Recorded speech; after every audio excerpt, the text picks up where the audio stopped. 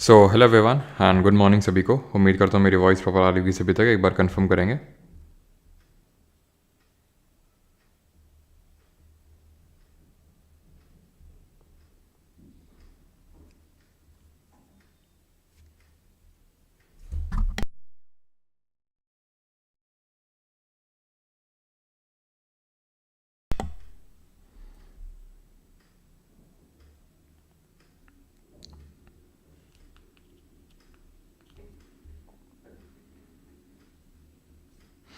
Good morning. एक बार confirm करिए सारी चीज़ें प्रॉपर हैं।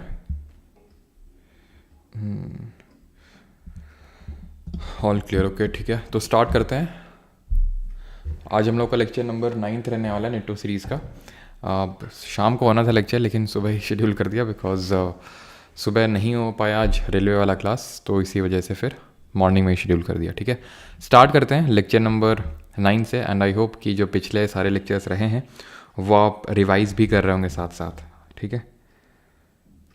सर आज फास्ट है। अच्छा,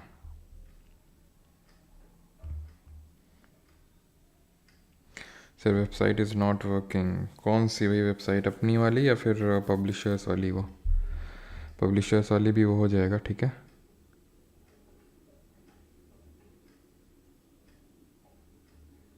ठीक है, चलिए तो स्टार्ट करते हैं with the very first question. Which one of the following scientist mention that an electron in an atom could revolve in certain stable orbits without the emission of radiant energy. ठीक है, तो इसमें किसने बोला था कि जो इलेक्ट्रॉन्स हैं वो फिक्स्ड ऑर्बिट में अपने पाथ पे रिवॉल्व करते रहते हैं और उस रिवॉल्व करते समय वो कोई एनर्जी रेडिएट नहीं करते हैं? ऐसा किसने बोला था? तो देखिए, सबसे पहले तो डाल्टन ने अपना एटॉमिक मॉडल दिया था। किसने दिया था? डाल्टन ने परमाणु सिद्धांत दिया था, जिसको कि हम बोलते हैं एटॉमिक थ्योरी।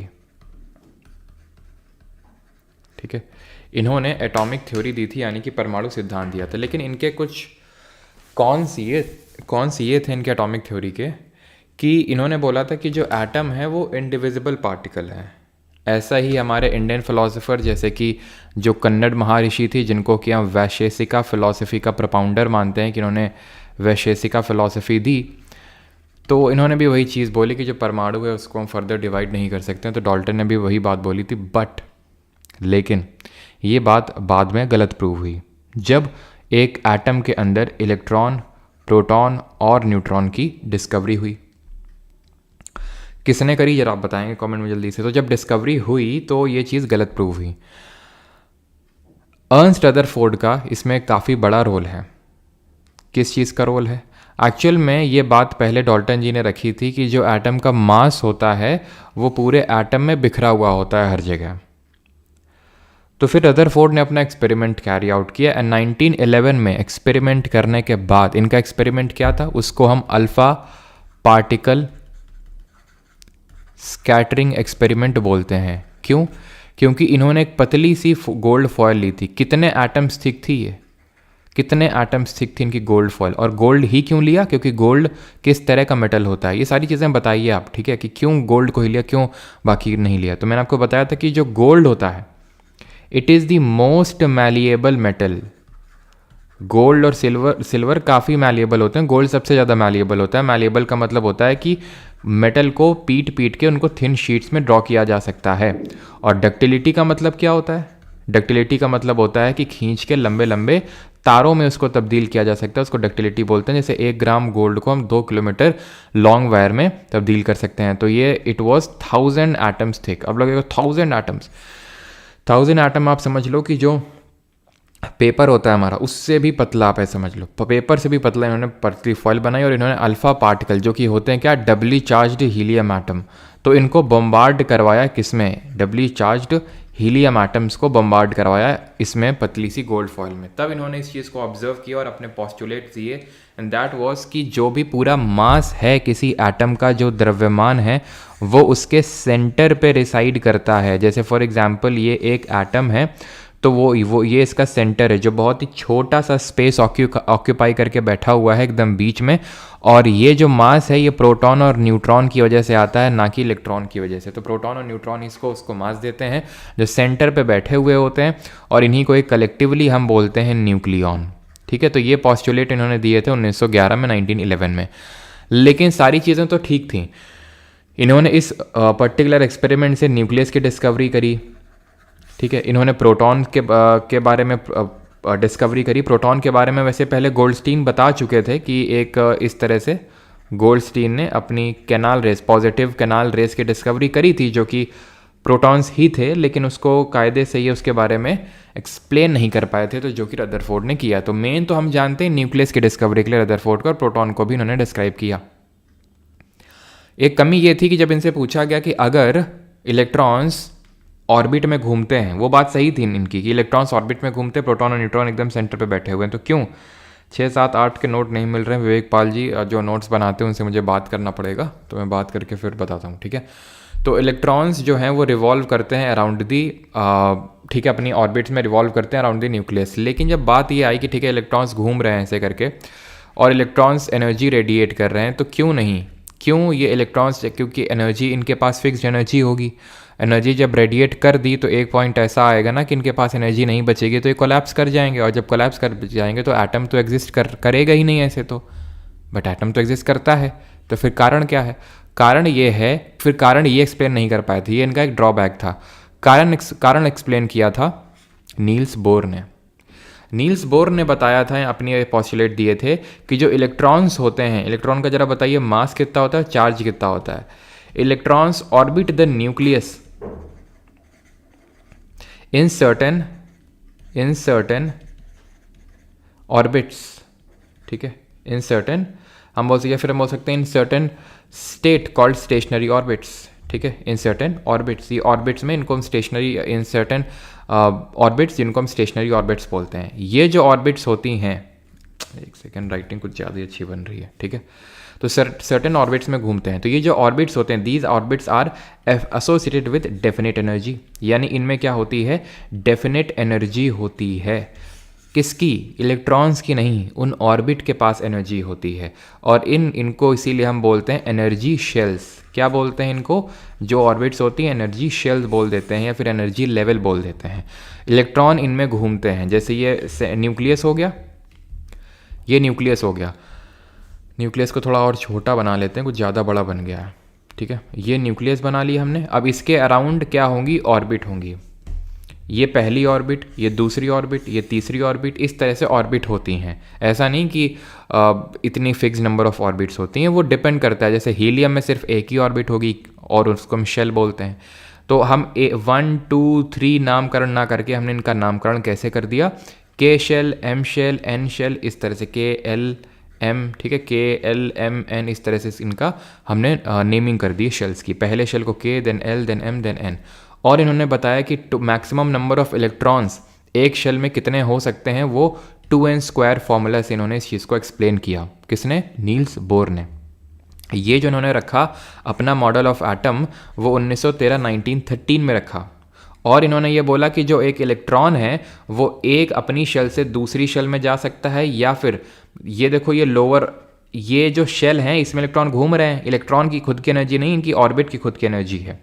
जब इलेक्ट्रॉन एक ऑर्बिट से, ये क्या है, लोअर लेवल का एनर्जी ऑर्बिट है, ये हायर लेवल का, ये और हाई हो जाएगा, और हाई हो जाएगा जैसे जैसे आप दूर जाएंगे, और हाई एनर्जी होती जाएगी। यानी कि इलेक्ट्रॉन जो है वो एनर्जी को लूज़ या गेन कर सकता है जब वो जंप करेगा एक ऑर्बिट से दूसरे ऑर्बिट में। जैसे कि उसको हायर लेवल के एनर्जी वाले में जंप करना है तो ऑब्वियस सी बात है उसको एनर्जी गेन करना पड़ेगा। नीचे वाले में मान लो इससे में आना है तो वो एनर्जी को लूज़ करेगा। इतनी चीज़ क्लियर है। और जो न्यूक्लियस होता है, ये जो इलेक्ट्रॉन पे, किसी इलेक्ट्रॉन पे जो चार्ज लगाता है उसको बोलते हैं न्यूक्लियर चार्ज। कमेंट में बताइए, ये न्यूक्लियर जो चार्ज होता है वो टॉप से बॉटम जाने में एक पीरियोडिक टेबल में आवर्त सारणी में बढ़ता है या घटता है, ये आपको बताना है। ईंट पर नाच ऐसे याद करते हैं। ईंट जे जे थॉमसन ने डिस्कवरी करी थी। प्रोटॉन की रदरफोर्ड या फिर गोल्डस्टीन ने, और न्यूट्रॉन की जेम्स चैडविक ने करी थी। अल्बर्ट आइंस्टाइन को किस लिए जानते हैं? अल्बर्ट आइंस्टाइन को हम जानते हैं थ्योरी ऑफ रिलेटिविटी के लिए, ठीक है। मेनली तो इनको हम जानते हो E = mc², ठीक है, थ्योरी ऑफ, हाँ जी। तो कुछ लोग लिख रहे हैं इंक्रीज करता है, कुछ लोग लिख रहे हैं डिक्रीज करता है, इंक्रीज डिक्रीज सब लिख दो, है ना, सब लिख दो। कुछ दो ही ऑप्शन दिए थे और उन्हीं दोनों ऑप्शन में तुम सारा वो दोनों ही ऑप्शन दिए दे रहे हो आंसर, है ना।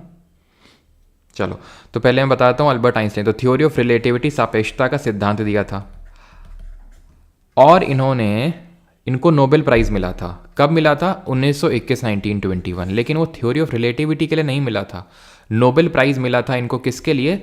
फोटो इलेक्ट्रिक इफेक्ट को एक्सप्लेन करने के लिए। डिस्कवरी नहीं करी थी फोटो इलेक्ट्रिक इफेक्ट की, वो करी थी हेनरिक हर्ट्ज ने, जिनके नाम पे फ्रीक्वेंसी की SI यूनिट है आवृत्ति की। तो फोटो इलेक्ट्रिक इफेक्ट के लिए इनको मिला था नोबेल। साथ ही साथ इन्होंने सत्येंद्र नाथ बोस जी के साथ मिलके फिफ्थ स्टेट ऑफ मैटर, जिसको कि हम बोसॉन बोलते हैं, मैं एक्सप्लेन कर चुका हूँगा पक्का इसके बारे में आपको पहले ही, कि 1924 में इन्होंने बोसॉन का कॉन्सेप्ट रखा था on the basis of a paper published by Satyendra Nath Bose ji. तो बोस और आइंस्टाइन से मिलके बना 1924 में। ये क्या होता है? देखो हमारे 3 स्टेट ऑफ मैटर होते हैं, सॉलिड होता है, लिक्विड होता है, गैस होता है। सॉलिड में इंटरमोलिकुलर फोर्सेस ऑफ अट्रैक्शन बहुत ज़्यादा होता है, लिक्विड में और कम, और गैस में बिल्कुल कम होता है। यानी कि यहाँ पे मॉलिक्यूल्स के बीच की काइनेटिक एनर्जी सबसे कम, और यहाँ पे मॉलिक्यूल्स के बीच की काइनेटिक एनर्जी यानी गतिज ऊर्जा सबसे अधिक होगी। अब अगर गैस को हम बहुत ज़्यादा हीट कर दें तो गैस आयोनाइज हो जाएगी और प्लाज्मा बन जाएगी, जिसमें वो रेडिएशंस छोड़ने लगेगी, कलरेशन देखने को मिलेगा। अगर इसको हम a gas off very low density, बहुत ही कम घनत्व का, उसको अगर हम absolute zero temperature which means 0 kelvin अगर हम कूल डाउन कर देंगे तो बोसॉन्स बन जाएंगे। 1924 में कॉन्सेप्ट रखा था, बोसॉन बनाए नहीं थे। वो बनाने का काम किसने किया था? इन द ईयर 1995 किया था। किसने? एरिक कॉर्नेल और कार्ल वीमैन ने। एरिक कॉर्नेल और कार्ल वीमैन ने किए थे। किसमें? रुबिडियम के एटम्स। और बाद में जो केटल थे, वॉल्फ गैंग कैटर्ल, इन्होंने क्या किया था? इन्होंने सोडियम एटम्स के बोसॉन्स बना डाले थे।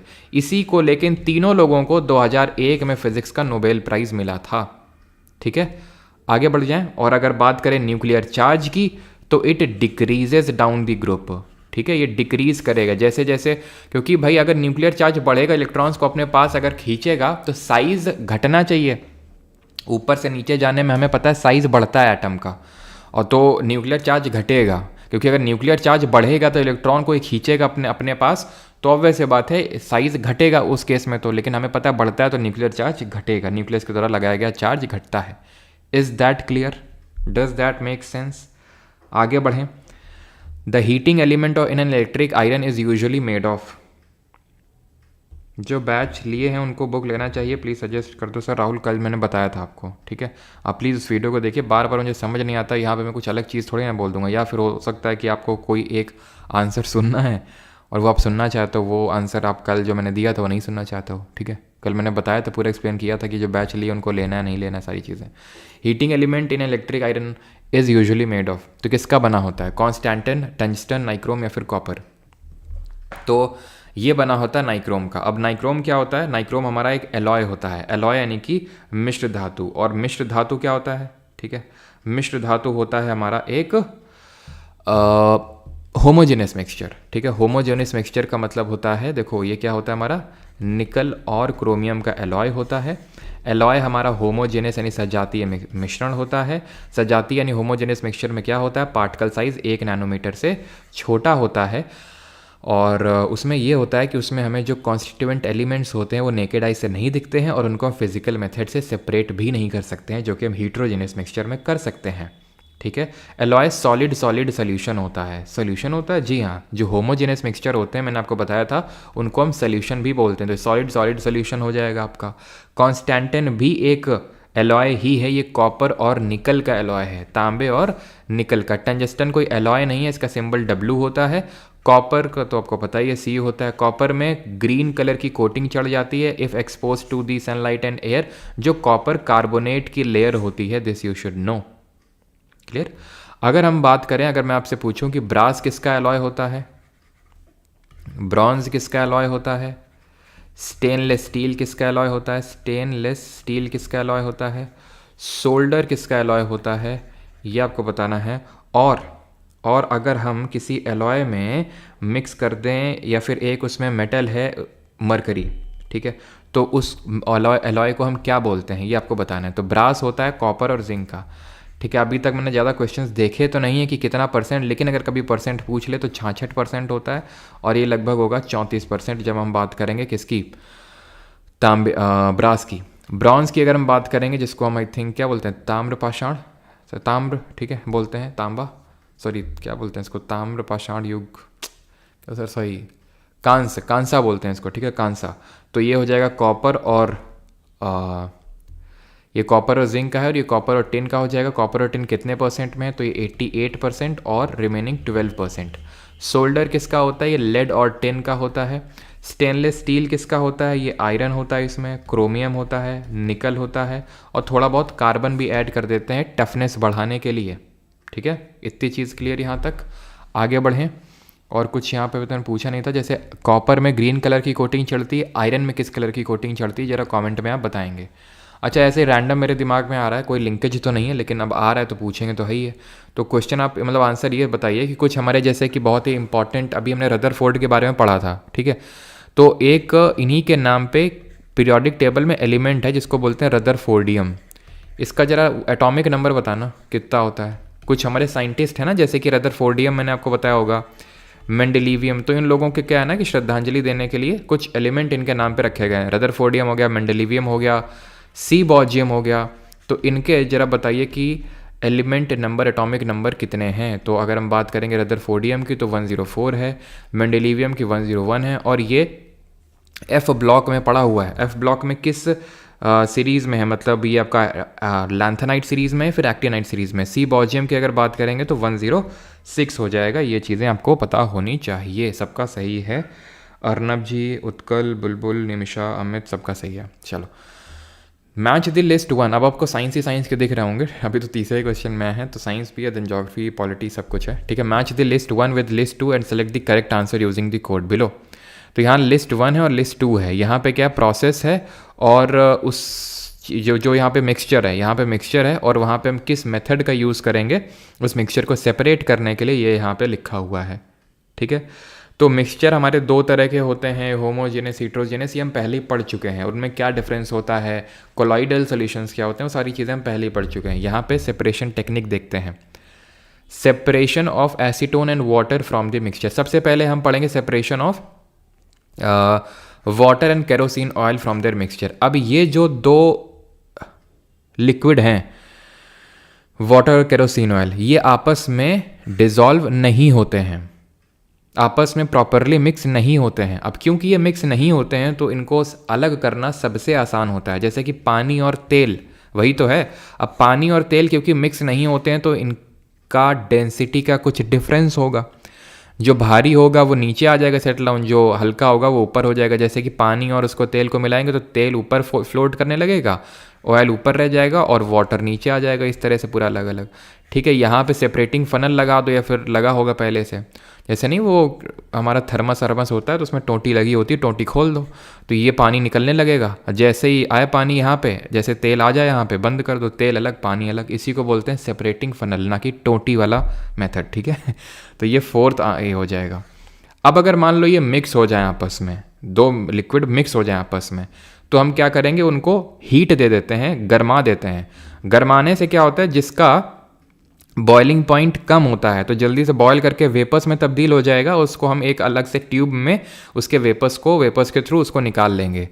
लिक्विड जब वेपर में कन्वर्ट होता है उसको क्या बोलते हैं, और वेपर जब लिक्विड में कन्वर्ट होता है तो उसको क्या बोलते हैं, जरा बताइए। और वो कब होता है, तो देखिए इवेपोरेशन बोलते हैं जब लिक्विड वेपर में कन्वर्ट होता है। कब होता है, जब हम हीट बढ़ा देते हैं। इसी को क्या बोलते हैं, लेटेंट हीट ऑफ, क्या बोलते हैं, जल्दी से बताइए। जैसे कि मतलब ये लिक्विड है, ठीक है, इसको हमने हीट किया, यहाँ से क्या दिया, इसको आग सप्लाई करी, तो क्या होगा, इवेपोरेशन हो जाएगा, ठीक है। ये क्या बन जाएगा, ये वेपर बन जाएगा, ठीक है, इट विल बिकम वेपर, उसके खुद के वेपर्स बन जाएंगे। अब जैसे मैंने लिक्विड से वेपर बनाया हीट दे के, अगर मुझे वेपर से लिक्विड में बैक करना है तो मुझे क्या करना होगा, इससे हीट को खींच लेना है मुझे। इस प्रोसेस को बोलते हैं कंडेंसेशन, इस प्रोसेस को बोलते हैं कंडेंसेशन, जहाँ वेपर फिर से लिक्विड में कन्वर्ट हो रहा है।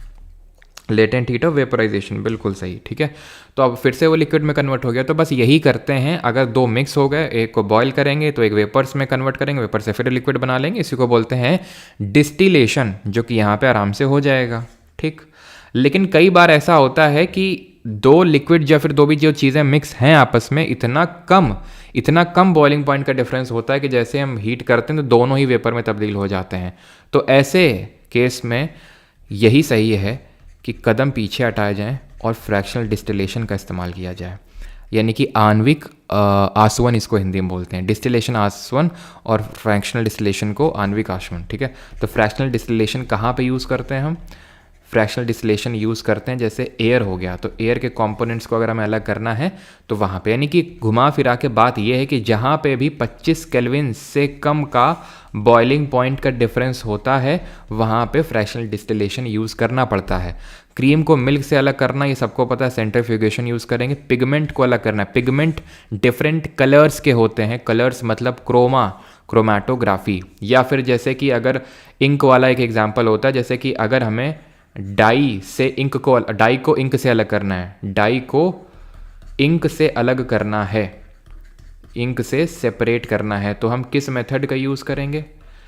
करना है तो हम यूज़ करेंगे इस केस में इवेपोरेशन, सिंपल इवेपोरेशन करवाएंगे। इंक क्या होता है? इंक होता है डाई इन पानी, डाई इन वाटर, तो वाटर वेपोरेट हो जाएगा, डाई बच जाएगी। लेकिन dye is made of different colours, तो अगर डाई को उसके डिफरेंट कलर्स में अलग करना है तो in that case we use the chromatography. Is that clear?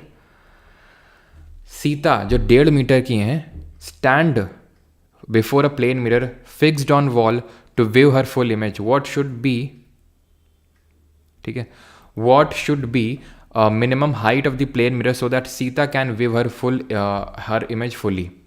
Plane mirror की बात हो रही है, प्लेन मिरर जिसकी फोकल लेंथ कितनी होती है जरा बताना। तो जो प्लेन मिरर है उसमें इमेज फॉर्मेशन कैसा होता है?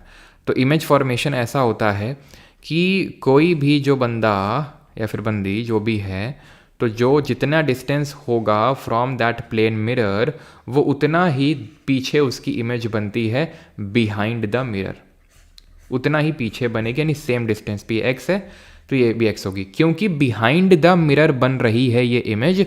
तो ऐसी इमेज को आभासी यानी वर्चुअल बोलते हैं।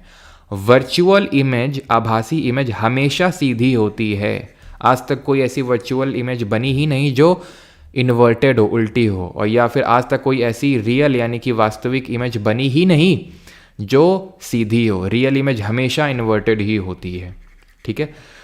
तो यहाँ वर्चुअल इरेक्ट इमेज बनेगी और सेम साइज़ की बनेगी। जब आप खुद को शीशे में देखते हैं तो सेम साइज़ का हर कुछ दिखता है, आपका मुंह, ठीक है, आपके हाथ पैर सब कुछ, तो सेम साइज़, और लेटरली इन्वर्टेड होती है। इरेक्ट तो होती, सीधी तो होती है, लेकिन लेटरली। अब सेम साइज़ क्यों? क्योंकि फोकल लेंथ इसकी इन्फिनिटी होती है, यानी कि इसमें आपको पावर 0 होता है, फोकल लेंथ इन्फिनिटी, यानी कि इसमें कोई ऐसा ऊपर नीचे नहीं होगा। बट हाँ, लेटरल इन्वर्जन होगा, लेटरली इन्वर्टेड होगी। लेटरली इन्वर्टेड का मतलब होता है बायां दायां हो जाएगा, यानी लेफ्ट राइट और राइट लेफ्ट हो जाएगा। आपका लेफ्ट हैंड राइट वहाँ पे हो जाता है मिरर में, एंड वाइस वर्सा, ठीक है। और ये रूल है कि अगर आपको फुल इमेज अपनी देखनी है तो एटलीस्ट आप जितना भी आपका ऑब्जेक्ट है, ठीक है, जो भी ऑब्जेक्ट का साइज़ है उसका आधे साइज़ का तो मिरर आपको लेना ही होगा एटलीस्ट, यानी कि 0.75 मीटर हमें चाहिए ही अगर पूरी इमेज हमें देखनी है तो, ठीक है। हमारे ये तो हो गया प्लेन मिरर। हमारे होते हैं स्फेरिकल मिरर, इसी तरह से स्फेरिकल मिरर होते हैं। स्फेरिकल मिरर क्या है? जो एक स्फीयर से बनाए गए हैं। अब स्फीयर से बनाए गए हैं तो एक मान लो ये हमारा मिरर है जिसमें कि ये क्या करी गई है, कोटिंग चढ़ाई गई है किस साइड में? जो कर्व्ड आउटवर्ड साइड है। ऐसे मिरर को बोलते हैं कॉनकेव मिरर। क्या बोलते हैं ऐसे को? कॉनकेव मिरर बोलते हैं, अवतल दर्पण बोलते हैं। इसका इस्तेमाल कहाँ करते हैं जरा बताना? और ये जहाँ पे कर्व्ड इनवर्ड वाली साइड है, अगर वहाँ कोटिंग चढ़ा देते हैं तो इसको बोलते हैं कॉन्वेक्स मिरर, यानी उत्तल दर्पण। इसका इस्तेमाल करते हैं रियर व्यू, पीछे देखने के लिए इन व्हीकल्स। इसका हम यहाँ पे इस्तेमाल करते हैं। इसका इस्तेमाल करते हैं जैसे कि आपने देखा होगा जहाँ बहुत ही शार्प टर्न्स होते हैं, कहीं पे मॉल्स में, फिर कहीं पे भी बड़ी जगहों में, तो वहाँ पे लगे होते हैं। ये एटीएम में लगे होते हैं फॉर सिक्योरिटी पर्पसेस, ठीक है। रेलवेज़ में, मेट्रो में अगर आपने देखा हो तो जो टर्न्स वगैरह होते हैं तो वहाँ कॉन्वेक्स लगे होते हैं। कॉनकेव मिरर की अगर बात करें तो हम इसको एज अ शेविंग मिरर के तौर पे यूज़ करते हैं। इसको हम यूज़ करते हैं सोलर ब्लास्ट फर्नेस में, ठीक है, तो वहाँ पे भी इसका यूज़ होता है। तो इन जगहों में इसका यूज़ होता है जहाँ पे हमें चीज़ें मैग्नीफाई करके देखनी होती है, बड़ी करके देखनी होती है वहाँ पे। कॉनकेव मिरर का जो फोकल लेंथ होता है पॉजिटिव होता है, कॉन्वेक्स का पॉजिटिव होता है और कॉनकेव का नेगेटिव होता है हमेशा। चाहे कॉनकेव लेंस ले लो चाहे कॉन्वेक्स लेंस ले लो, वो पॉजिटिव नेगेटिव वाली चीज़ बदलती नहीं है। Is that clear? जो कॉनकेव मिरर होता, जो कॉन्वेक्स मिरर होता है ना, कॉन्वेक्स मिरर, ये हमेशा ऑलवेज ये बनाता है वर्चुअल और इरेक्ट इमेज, कभी रियल और इन्वर्टेड बना ही नहीं सकता है। ये जो होता है ये रियल और इन्वर्टेड बनाता है हमेशा, एक्सेप्ट वन केस। वो वन केस क्या है जरा कोई बताएगा? जब हमारा ऑब्जेक्ट कहाँ रखा हो तो ये अपनी इमेज जो है वो रियल इन्वर्टेड ना बना के वर्चुअल इरेक्ट कर देता है। सारे केसेस में रियल इन्वर्टेड बनाता है एक्सेप्ट वन, और कॉन्वेक्स तो हमेशा ही वर्चुअल इरेक्ट बनाता है, इसमें कोई एक्सेप्शन है ही नहीं। और ये चीज़ ध्यान रखना है हमेशा कि concave mirror is equal to convex lens और convex mirror is equal to concave lens, ठीक। और ये बता दो कि कब ऑब्जेक्ट और मिरर ऑब्जेक्ट और इमेज का जो साइज़ है वो सेम बनेगा। तो इस केस में तो भैया ये बनेगा जब ये पोल और फोकस के बीच में, ये पोल है और ये फोकस, इसके बीच में ऑब्जेक्ट रखोगे तो वो वर्चुअल इरेक्ट इमेज, वर्चुअल का मतलब है वो मिरर के पीछे दे देगा। और अगर आपको सेम साइज़ का चाहिए तो आपको सेंटर ऑफ कर्वेचर सी में, what is centre of curvature? Double the focal length. ये फोकल लेंथ मान लो 5 सेंटीमीटर तो ये 10 सेंटीमीटर होगा, तो यहाँ पे सेंटर ऑफ कर्वेचर, तो यहाँ रखोगे अगर तुम ऑब्जेक्ट को तो इमेज भी यहीं पे बनेगी और सेम साइज की भी बनेगी वो, ठीक है। आगे बढ़ते हैं। Galvanisation is a method of protecting iron from rusting by coating with a thin layer. तो अभी साइंस के ही क्वेश्चन हैं लगातार आपके, ठीक है। With a thin layer of, तो गैल्वेनाइजेशन क्या है? तो जब कोरोजन हो जाता है मेटल्स में, कोरोजन का मतलब है कि उसको अगर हम सनलाइट और एयर में एक्सपोज कर देते हैं तो उसको उसमें कोरोजन हो जाता है। जैसे फॉर एग्जांपल आयरन में जो कोरोजन होता है उसको हम रस्टिंग बोलते हैं, ठीक है, रस्टिंग बोलते हैं अगर आयरन में हो जाता है। तो आयरन में वो रेडिश ब्राउन कलर की वो कोटिंग चढ़ जाती है, कॉपर में वो कॉपर कार्बोनेट की ग्रीन कलर की चढ़ जाती है, सिल्वर में ब्लैक कलर की सिल्वर सल्फाइड की कोटिंग चढ़ जाती है। तो हम क्या करते हैं, हम डिफरेंट मेथड्स का यूज़ करते हैं। जैसे एलॉइंग का हम इस्तेमाल कर लेते हैं। एलॉइंग का मतलब होता है हम दो मेटल्स को मिक्स कर देते हैं, तो उससे थोड़ा सा ये होता है कि उतनी जल्दी जंग वगैरह नहीं लगती है, ठीक है। अब आयरन की अगर बात करें तो इसमें हम जिंक की कोटिंग चढ़ा देते हैं, उसको हम गैल्वेनाइजेशन बोलते हैं। ये एक मैनुअल प्रोसेस होता है। एल्यूमिनियम की जब हम एल्यूमिनियम ऑक्साइड की कोटिंग चढ़ाते हैं उसको हम एनोडाइजिंग बोलते हैं, जहाँ पे हम ऑक्साइड की लेयर चढ़ा के मेटल ऑक्साइड बनाते हैं। और ये एक तरह का इलेक्ट्रोकेमिकल प्रोसेस है। इलेक्ट्रोकेमिकल का मतलब होता है यहाँ पे आप एनोड, कैथोड और ये सब बना के ये सारा काम करते हैं। ये बड़ा ही मैनुअल टाइप का प्रोसेस होता है गैल्वेनाइजेशन में, ठीक है। आगे बढ़ते हैं। The green plants in a terrestrial ecosystem absorb sunlight that fall on their leaves and convert it into food energy. The percentage of solar radiation absorbed by all green plants for the process of photosynthesis is about. तो जो स्थलीय आप हिंदी में पढ़ सकते हो। तो जो टेरेस्ट्रियल इकोसिस्टम होता है, टेरेस्ट्रियल इकोसिस्टम का मतलब है ज़मीन वाला, एक्वाटिक इकोसिस्टम होता है पानी वाला, ठीक है।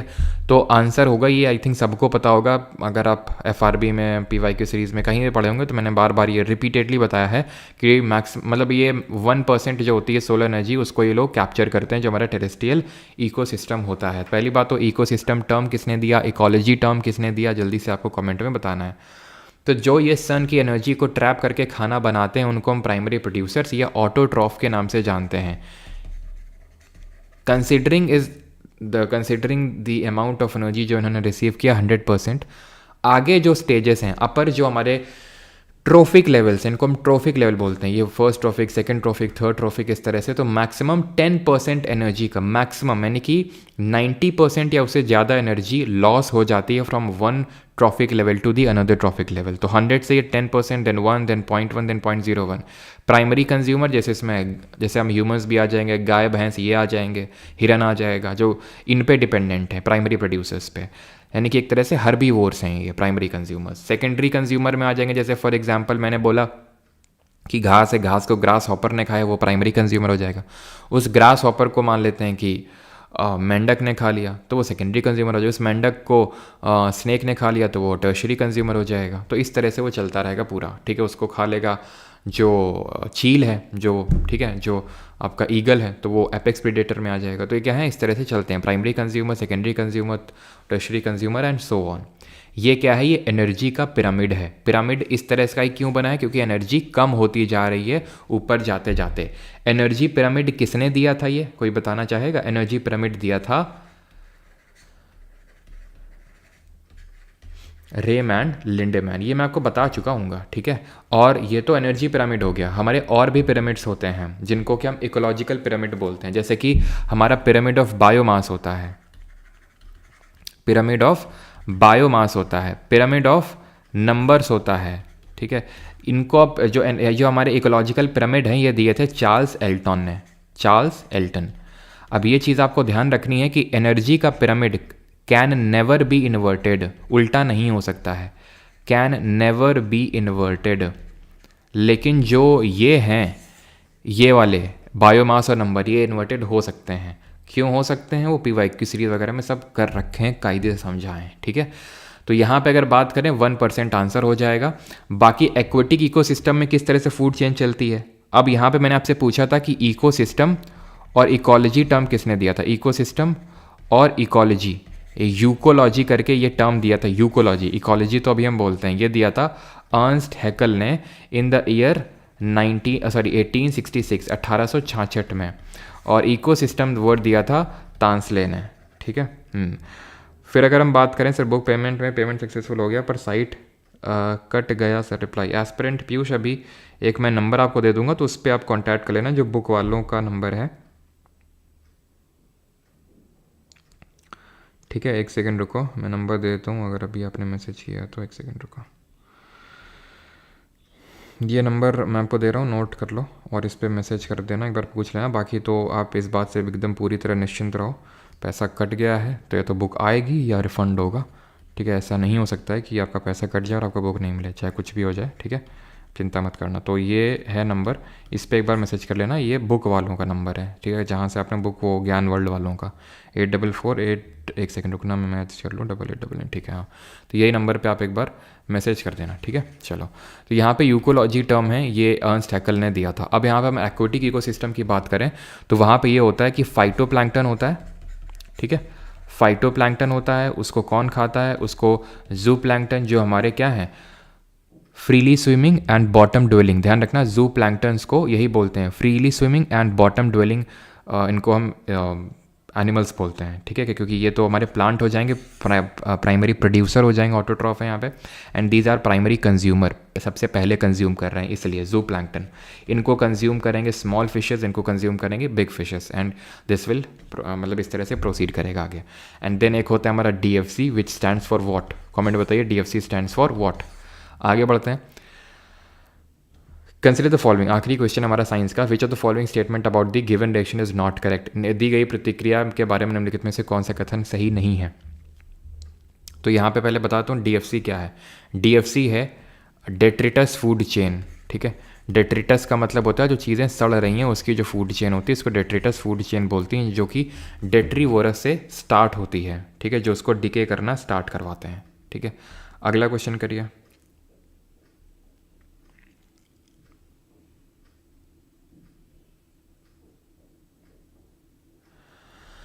चलिए, तो यहाँ पे अगर हम बात करेंगे तो विच of the following given reaction is not कौन सा स्टेटमेंट सही नहीं है, तो ये क्या एक डिस्प्लेसमेंट विस्थापन अभिक्रिया का उदाहरण है? बिल्कुल है। क्यों? साफ साफ देख के समझ में आ रहा है कि Fe ने यानी आयरन या सॉरी एल्यूमिनियम ने यहाँ पे आयरन का विस्थापन कर दिया है। यहाँ पे पहले ये बेचारा सिंगल था, अभी ये सिंगल हो चुका है। कैसे हुआ ये ऐसे हुआ क्योंकि कैटरीना ने कार मांगी, ऑल्टोज एंड फरारी, और फिर भी क्या मिली?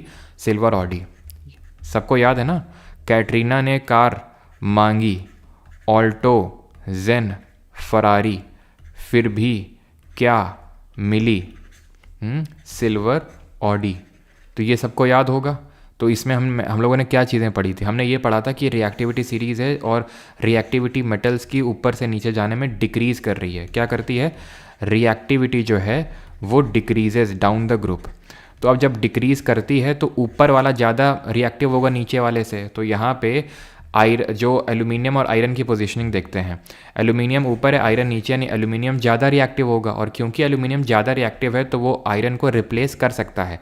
लेकिन अगर उसका उल्टा करवाने बैठ जाते, आयरन को रिप्लेस करवाना चाहते, एल्यूमिनियम को हटवाते हैं वहाँ से, तो वो कभी रिएक्शन होती ही नहीं, वो रिएक्शन पॉसिबल ही नहीं थी, क्योंकि iron is less reactive than aluminium. Hence iron can never replace aluminium.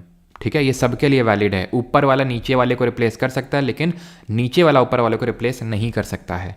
तो ये डिस्प्लेसमेंट रिएक्शन है। It is highly endothermic. Fe2O3 acts as an oxidising agent. तो पहली बात तो ये एक रिएक्शन आपकी रेडॉक्स भी है। रेडॉक्स रिएक्शन क्या होती है? जहाँ रिडक्शन और ऑक्सीडेशन साइमल्टेनियसली यानी कि एक साथ हो रहा होता है, एक ही रिएक्शन में, एक ही अभिक्रिया में, जैसे यहाँ पर हो रहा है। ऑक्सीजन यहाँ से हट रहा है, क्योंकि हट रहा है तो इसको रिडक्शन बोलेंगे। ऑक्सीजन यहाँ पे जुड़ रहा है, क्योंकि जुड़ रहा है ऑक्सीजन तो ऑक्सीडेशन बोलेंगे। क्लियर? लेकिन Fe2O3 का रिडक्शन हो रहा है, but Fe2O3 will act as oxidising agent.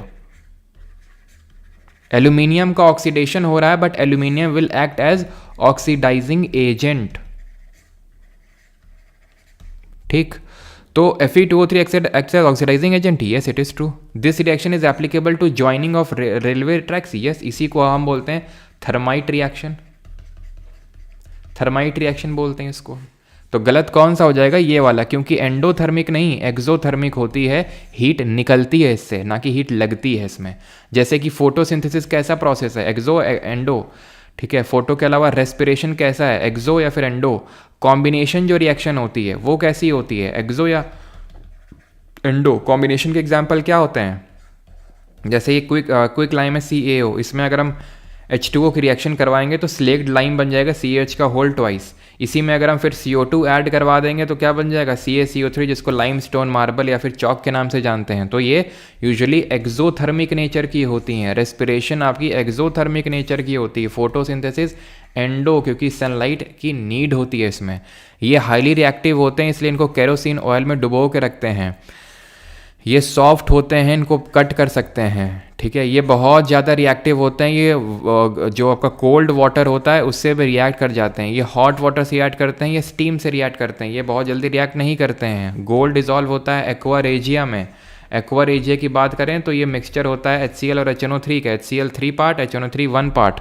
और सिल्वर तो बता दिया, सिल्वर सल्फाइड की ब्लैक कोटिंग इसमें चढ़ जाती है। ठीक है, और मरकरी से बनाया गया एलॉय, उसको अमलगम बोलते हैं। ये मैंने पीछे पूछा था, अब मुझे याद आ रहा है कि मैंने तुमसे पूछा भी था ये। ठीक है, तो ये चीज़ ध्यान रखना है कि कैलियम शब्द से आया है पोटेशियम का सिंबल, और नाट्रियम से आया है सोडियम का सिंबल।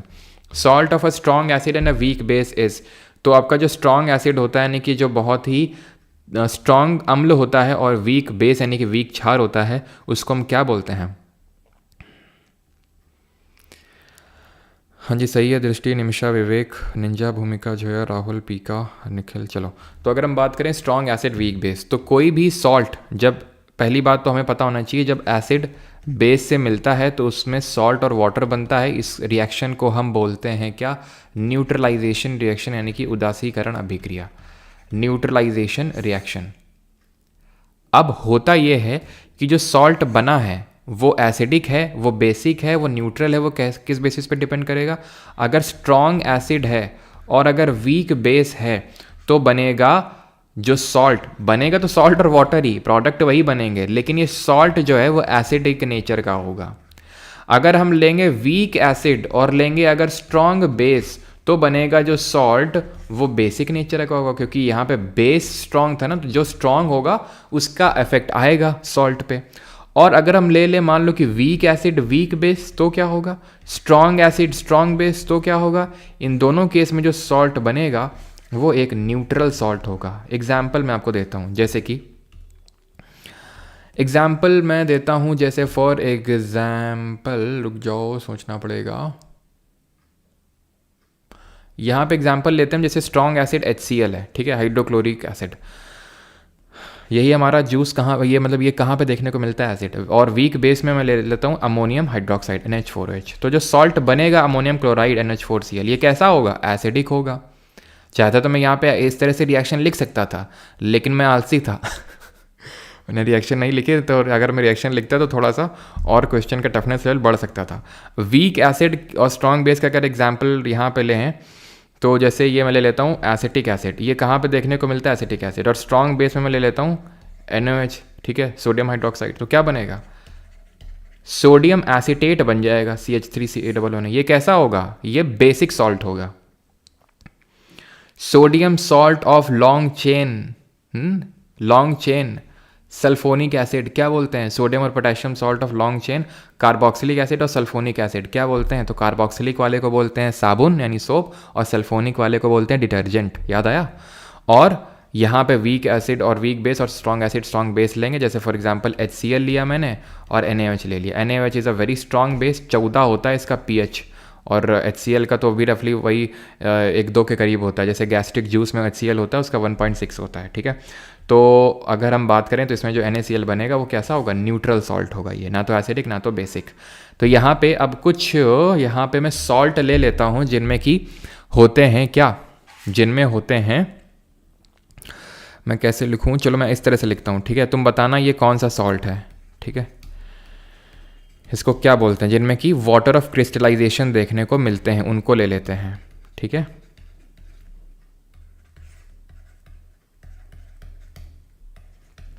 इनके नाम बताना जल्दी से।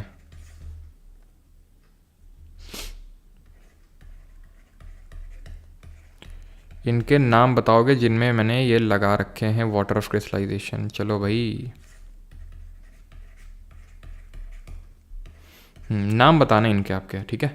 तो ये चीज़ समझ आती है। तो आंसर क्या होगा, स्ट्रॉन्ग एसिड वीक बेस, तो एसिडिक नेचर का होगा ये सॉल्ट, ठीक है। ये इसको बोलते हैं वाइट विट्रियोल, इसको बोलते हैं ग्रीन विट्रियोल, इसको बोलते हैं ठीक है, वाइट विट्रियोल हो जाएगा। इसको एक सेकेंड यार, वही तो मैं सोचूं, ग्रीन और ब्लू में पता नहीं क्यों मुझे कन्फ्यूजन हो जाता है हमेशा। ये होगा आपका ब्लू विट्रियोल, ये होगा आपका ग्रीन विट्रियोल, ठीक है। ये होगा कौनो विट्रियोल नहीं, इसको जिप्सम बोलते हैं, ठीक है। और अगर इसको अगर इससे मुझे प्लास्टर ऑफ पेरिस बनाना है तो कितने डिग्री सेल्सियस पे या फिर कितने केल्विन पे हीट करना पड़ेगा, इसको बोलते हैं एप्सम सॉल्ट, एप्सम सॉल्ट। ऐसे बोरैक्स भी होता है Na2B4O7, ठीक है, सुहागा जिसको हिंदी में बोलते हैं, तो वो चीज़ें होती हैं, ठीक है। और pH स्केल आपको पता होना चाहिए, जो मैं 1 और 14 कर रहा हूँ, कि आपको पता होना चाहिए pH स्केल 0 से लेकर 14 के बीच में चलती है। और pH स्केल जो होती है पावर ऑफ हाइड्रोजन, जिसमें P का मतलब पोटेंस होता है जर्मन लैंग्वेज में, ठीक है। NaOH का 14 होता है, मिल्क ऑफ मैग्नीशिया जिसको एंटासिड बोलते हैं। MgOH का हॉल्ट वाइस उसका 10 होता है, वो पेट में एसिडिटी रिलीव करने के लिए उसको हमें हेल्प करते हैं। भाई 373 केल्विन, बिल्कुल सही सभी का। तो 100 डिग्री सेल्सियस पे जब हीट करते हैं ना इसको, 100 डिग्री सेल्सियस या फिर अगर 273 जोड़ दोगे तो केल्विन में कन्वर्ट हो जाएगी वही चीज़। तो ये बन जाता है CuSO4.12H2O। किस टेम्परेचर पे फ़ारेनहाइट और जो डिग्री सेल्सियस होती हैं वो सेम वैल्यू शो करती हैं, बताओ। चलो जल्दी से अब आते हैं यहाँ पे ज्योग्राफी के क्वेश्चन में। Consider the following statement about physical features of India. Bharat की भौतिक विशेषताओं के बारे में निम्नलिखित कथनों पर विचार करें।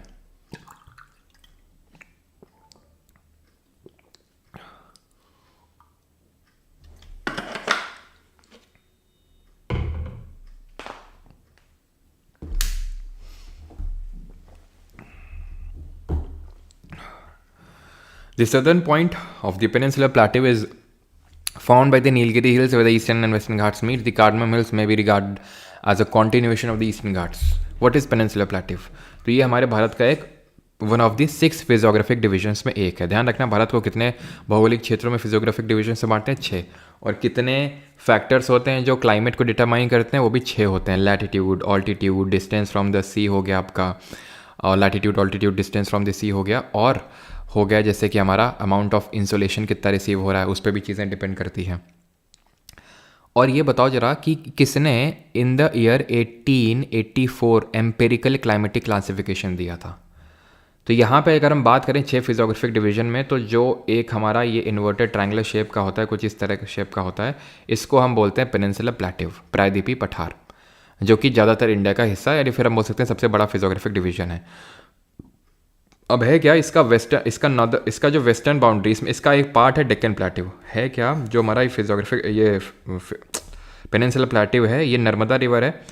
इसका ऊपर वाला हिस्से को सेंट्रल हाईलैंड बोलते हैं, कल बताए थे मेवाड़ प्लेटो, मारवाड़ प्लेटो, बुंदेलखंड और बघेलखंड, कल पूरा बताया था। और इसको इन्वर्टेड ट्रायंगुलर शेप का होता है, डेक्कन प्लेटो बोलते हैं। इसका वेस्टर्न मोस्ट जो एक्सटेंशन होता है उसको वेस्टर्न घाट, और इसके ईस्टर्न मोस्ट पार्ट को ईस्टर्न घाट के नाम से जानते हैं। तो सदर्न पॉइंट इसका नीलगिरी हिल्स है, जहाँ पे दोनों मिलते हैं, बात बिल्कुल सही है। पश्चिमी घाट और पूर्वी घाट का मिलन नीलगिरी हिल्स में ही होता है। कार्डमम हिल्स में भी regarded as the continuation of eastern Ghat, ये गलत है, ये आपका वेस्टर्न घाट का कॉन्टिन्यूएशन होते हैं, तो ऑप्शन नंबर A1 ओनली। तो अब यहाँ पे हम हिल्स के बारे में देखते हैं। देखिए, ये वेस्टर्न घाट है। वेस्टर्न घाट गुजरात से लेकर तमिलनाडु तक जाते हैं, टोटल 6 राज्यों में फैले हुए हैं ये, ठीक है। जैसे बालाघाट रेंज, हरिश्चंद्र रेंज आपको देखने को मिलेगा, अजंता रेंज महाराष्ट्र में। बाबा बुदन हिल्स आपको देखने को मिलेंगे कहाँ पे? ये आपको देखने को मिलेंगे कर्नाटक में, बाबा बुदन हिल्स। नीलगिरी हिल्स इसी में सिचुएटेड है, एक आपकी पीक जिसका नाम है क्या? जिसका नाम है दौड़ा बेटा, जो साउथ इंडिया की और वेस्टर्न घाट की सेकंड हाईएस्ट पीक है। ये कहाँ है? ये केरल में आपकी, सॉरी ये है आपकी तमिलनाडु में सिचुएटेड है, ठीक है। और यहीं पे ही पश्चिमी घाट और पूर्वी घाट यानी वेस्टर्न और ईस्टर्न घाट का मिलन होता है, मीट करते हैं। अनामलाई हिल्स पे सिचुएटेड है अनाई मुडी, जो कि साउथ इंडिया की हाईएस्ट पीक और वेस्टर्न घाट की तो होगी। ये केरल में सिचुएटेड है, 2695 इसकी मीटर इसकी हाइट है। वहीं अगर हम बात करें ईस्टर्न घाट की जो हाईएस्ट पीक है वो है महेंद्रगिरी, ये उड़ीसा स्टेट में है, 1501 मीटर की इसकी हाइट है। कहीं कहीं पे जिंदागाड़ा लिखा हुआ है, लेकिन एनसीईआरटी में महेंद्रगिरी ही लिखा हुआ है, ठीक है। अगस्त मलाई है, देन कार्डमम। तो कार्डमम देखिए तो किसका पार्ट है? वेस्टर्न घाट की सदर्न मोस्ट। अगर हम ईस्टर्न घाट की बात करें, कमेंट में ये बताइए कि वेस्टर्न घाट और ईस्टर्न घाट में कौन कॉन्टिन्यूअस है और कौन हायर है, कौन ऊंचा है और कौन कॉन्टिन्यूअस है। तो ये स्टार्ट होता है, इसको हम इस तरह से याद करते हैं, नल्ला वेणु, ठीक है। तो नल्ला मल्ला हिल्स हो गया, ठीक है। इसके नीचे वेणुकोंडा हिल्स, वो यहाँ पे लिखी नहीं हुई है। नल्ला वेणु, पाल को ना जा सका तो उसने 5 सिर पाल लिए। तो नल्ला मल्ला, पालकोंडा, ना से नागरी हिल्स, जा से जावड़ी हिल्स, शाह से शवरॉय हिल्स, शका तो 5 से पंचमलाई हिल्स, पाल, ठीक है। 5 सिर से हो जाएगा सिरुमलाई हिल्स। ध्यान रखिएगा इस बात का, पलनी हिल्स और जो वैरुशनाथ हिल्स हैं ये ईस्टर्न घाट का पार्ट नहीं है। यहाँ लिखे जरूर हुए हैं ईस्टर्न साइड में, लेकिन अगर आप ध्यान से देखें तो ये एरो कहाँ से आ रहा है? वेस्टर्न घाट से उठ के आ रहा है। तो ये दीज आर नॉट पार्ट। इसके बाद एक है सिरुमलाई हिल्स। सिरुमलाई जो हिल्स है वो पहाड़ी ईस्टर्न घाट की सबसे सदर्न मोस्ट हिल है। इसके बाद ईस्टर्न घाट खत्म है, और ये नीलगिरी है जहाँ पे दोनों का मिलन हो जाता है। ये आपका सिचुएटेड है दौड़ा बेटा, कहाँ पे? तमिलनाडु में, ठीक है। और ईस्टर्न घाट आपके डिसकॉन्टिन्यूअस हैं, क्योंकि यहाँ पे बहुत सारी रिवर्स आती हैं, तो ये डिसकॉन्टिन्यूअस है। वहीं अगर हम बात करें वेस्टर्न घाट, ये कॉन्टिन्यूअस हैं, क्योंकि ईस्टर्न घाट में ज़्यादातर हमारी नदियाँ पूर्व की तरफ बहती हैं, क्योंकि डेक्कन प्लेटो का है, फिर पेनिनसुलर प्लेटो का जो टिल्ट है वो ईस्ट की तरफ है, इसलिए तो ज़्यादातर नदियाँ जो ईस्ट की तरफ आती हैं उसको ब्रेक कर देती हैं। ये कॉन्टिन्यूअस हैं, यानी कि इसमें ब्रेक्स नहीं है। तो इसको अगर हमें क्रॉस करना है तो हमें पासेस की ज़रूरत पड़ती है, दर्रों की ज़रूरत पड़ती है। जैसे कि हम यहाँ पे 3 पासेस पढ़ते हैं, थाल घाट, भोर घाट और पाल घाट। थाल घाट कनेक्ट करता है, जैसे ये मुंबई दोनों है, ठीक है। मुंबई से अगर आपको जाना है कहाँ पे? नासिक में, तो थाल घाट का इस्तेमाल करोगे, और पूना में जाना है, पुणे में, तो भोर घाट का इस्तेमाल करोगे। पाल घाट कनेक्ट करते हैं नीलगिरी हिल्स को किससे? अनामलाई हिल्स से। नीलगिरी वही है जहाँ सेकंड हाईएस्ट मोस्ट पीक है, और अनामलाई है वहाँ जहाँ पे हाईएस्ट पीक है साउथ इंडिया की। तो option number first will be the correct answer. Is that clear? और हायर कौन है? तो जो वेस्टर्न घाट्स हैं, these are higher as compare to the eastern Ghat. यहीं पे ही आपके लिए एक होमवर्क देता हूँ मैं आपको, कि आपको कोस्टल प्लेन्स, जो तटीय मैदान है, उनके बारे में पढ़ना है। जल्दी से पढ़ाई देते हैं तुमको। ये आपका है, आपका कौन सा कोस्ट? ये है आपका काठियावाड़ कोस्ट गुजरात में, ये है कोंकण कोस्ट, ठीक है, इसको काठियावाड़ कोस्ट बोलते हैं। ये कोंकण कोस्ट है महाराष्ट्र और गोवा में, ये कन्नड़ कोस्ट है कर्नाटक में, ये मालाबार कोस्ट है केरला में, ये कोरोमंडल कोस्ट है, कोरोमंडल है तमिलनाडु में, ये नॉर्दर्न सरकार है आंध्रा में, ये आपका उत्कल कोस्ट है कहाँ पे, उड़ीसा में, ये आपका बैगा कोस्ट है वेस्ट बंगाल में। तो कोस्ट ध्यान रखिएगा, और ये चीज़ ध्यान रखिएगा कि जो वेस्टर्न कोस्ट है वो पतला है और ये डंबल शेप का, यानी कि बीच में पतला है, एंड में थोड़ा मोटा है। ईस्टर्न कोस्ट बहुत ही वाइड है, ये चीज़ ध्यान रखना है। आगे बढ़ते हैं। Which of the following is the narrow belt parallel to the Shivalik foothills where streams and rivers coming from the mountains deposit heavy materials of rock and boulders? तो heavy rock and boulders को deposit करते हैं, तो ये इस belt को क्या बोलते हैं?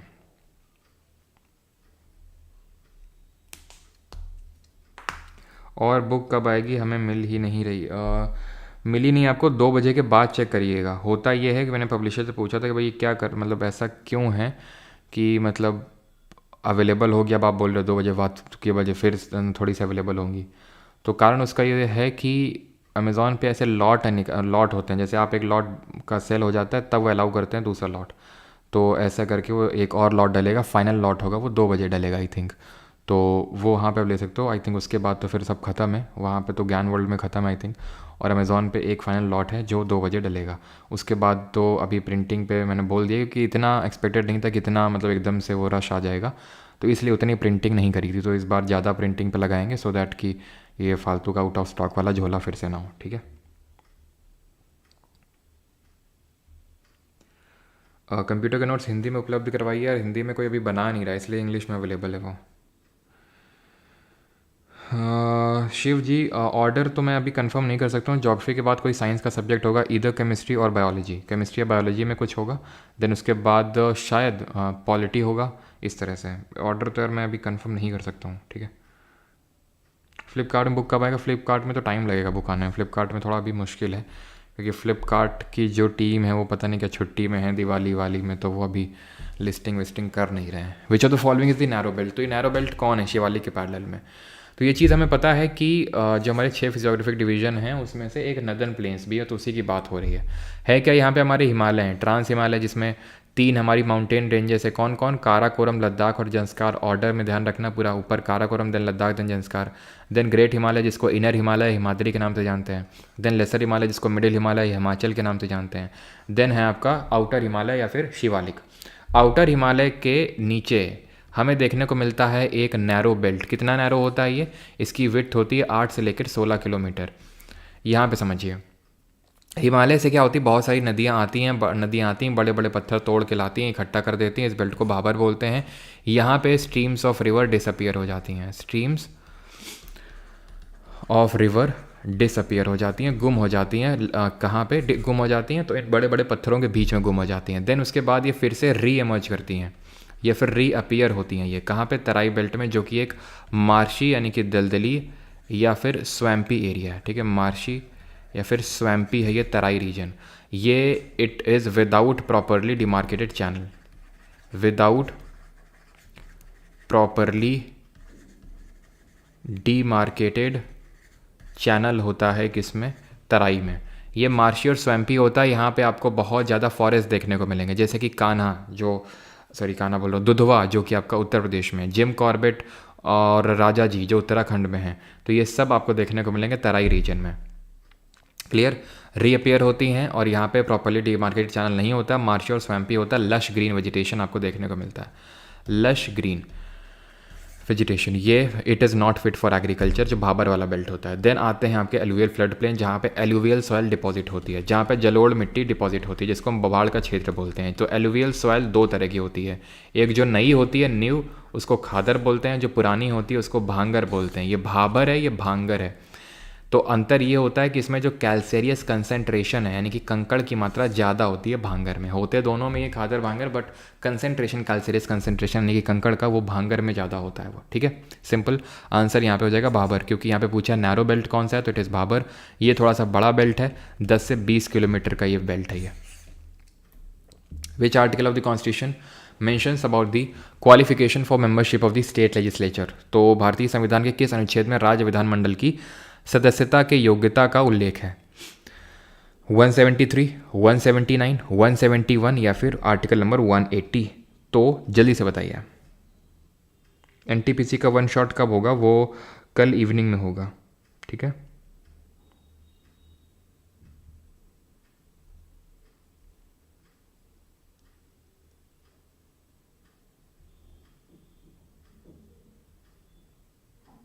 बी आ रहा है आंसर।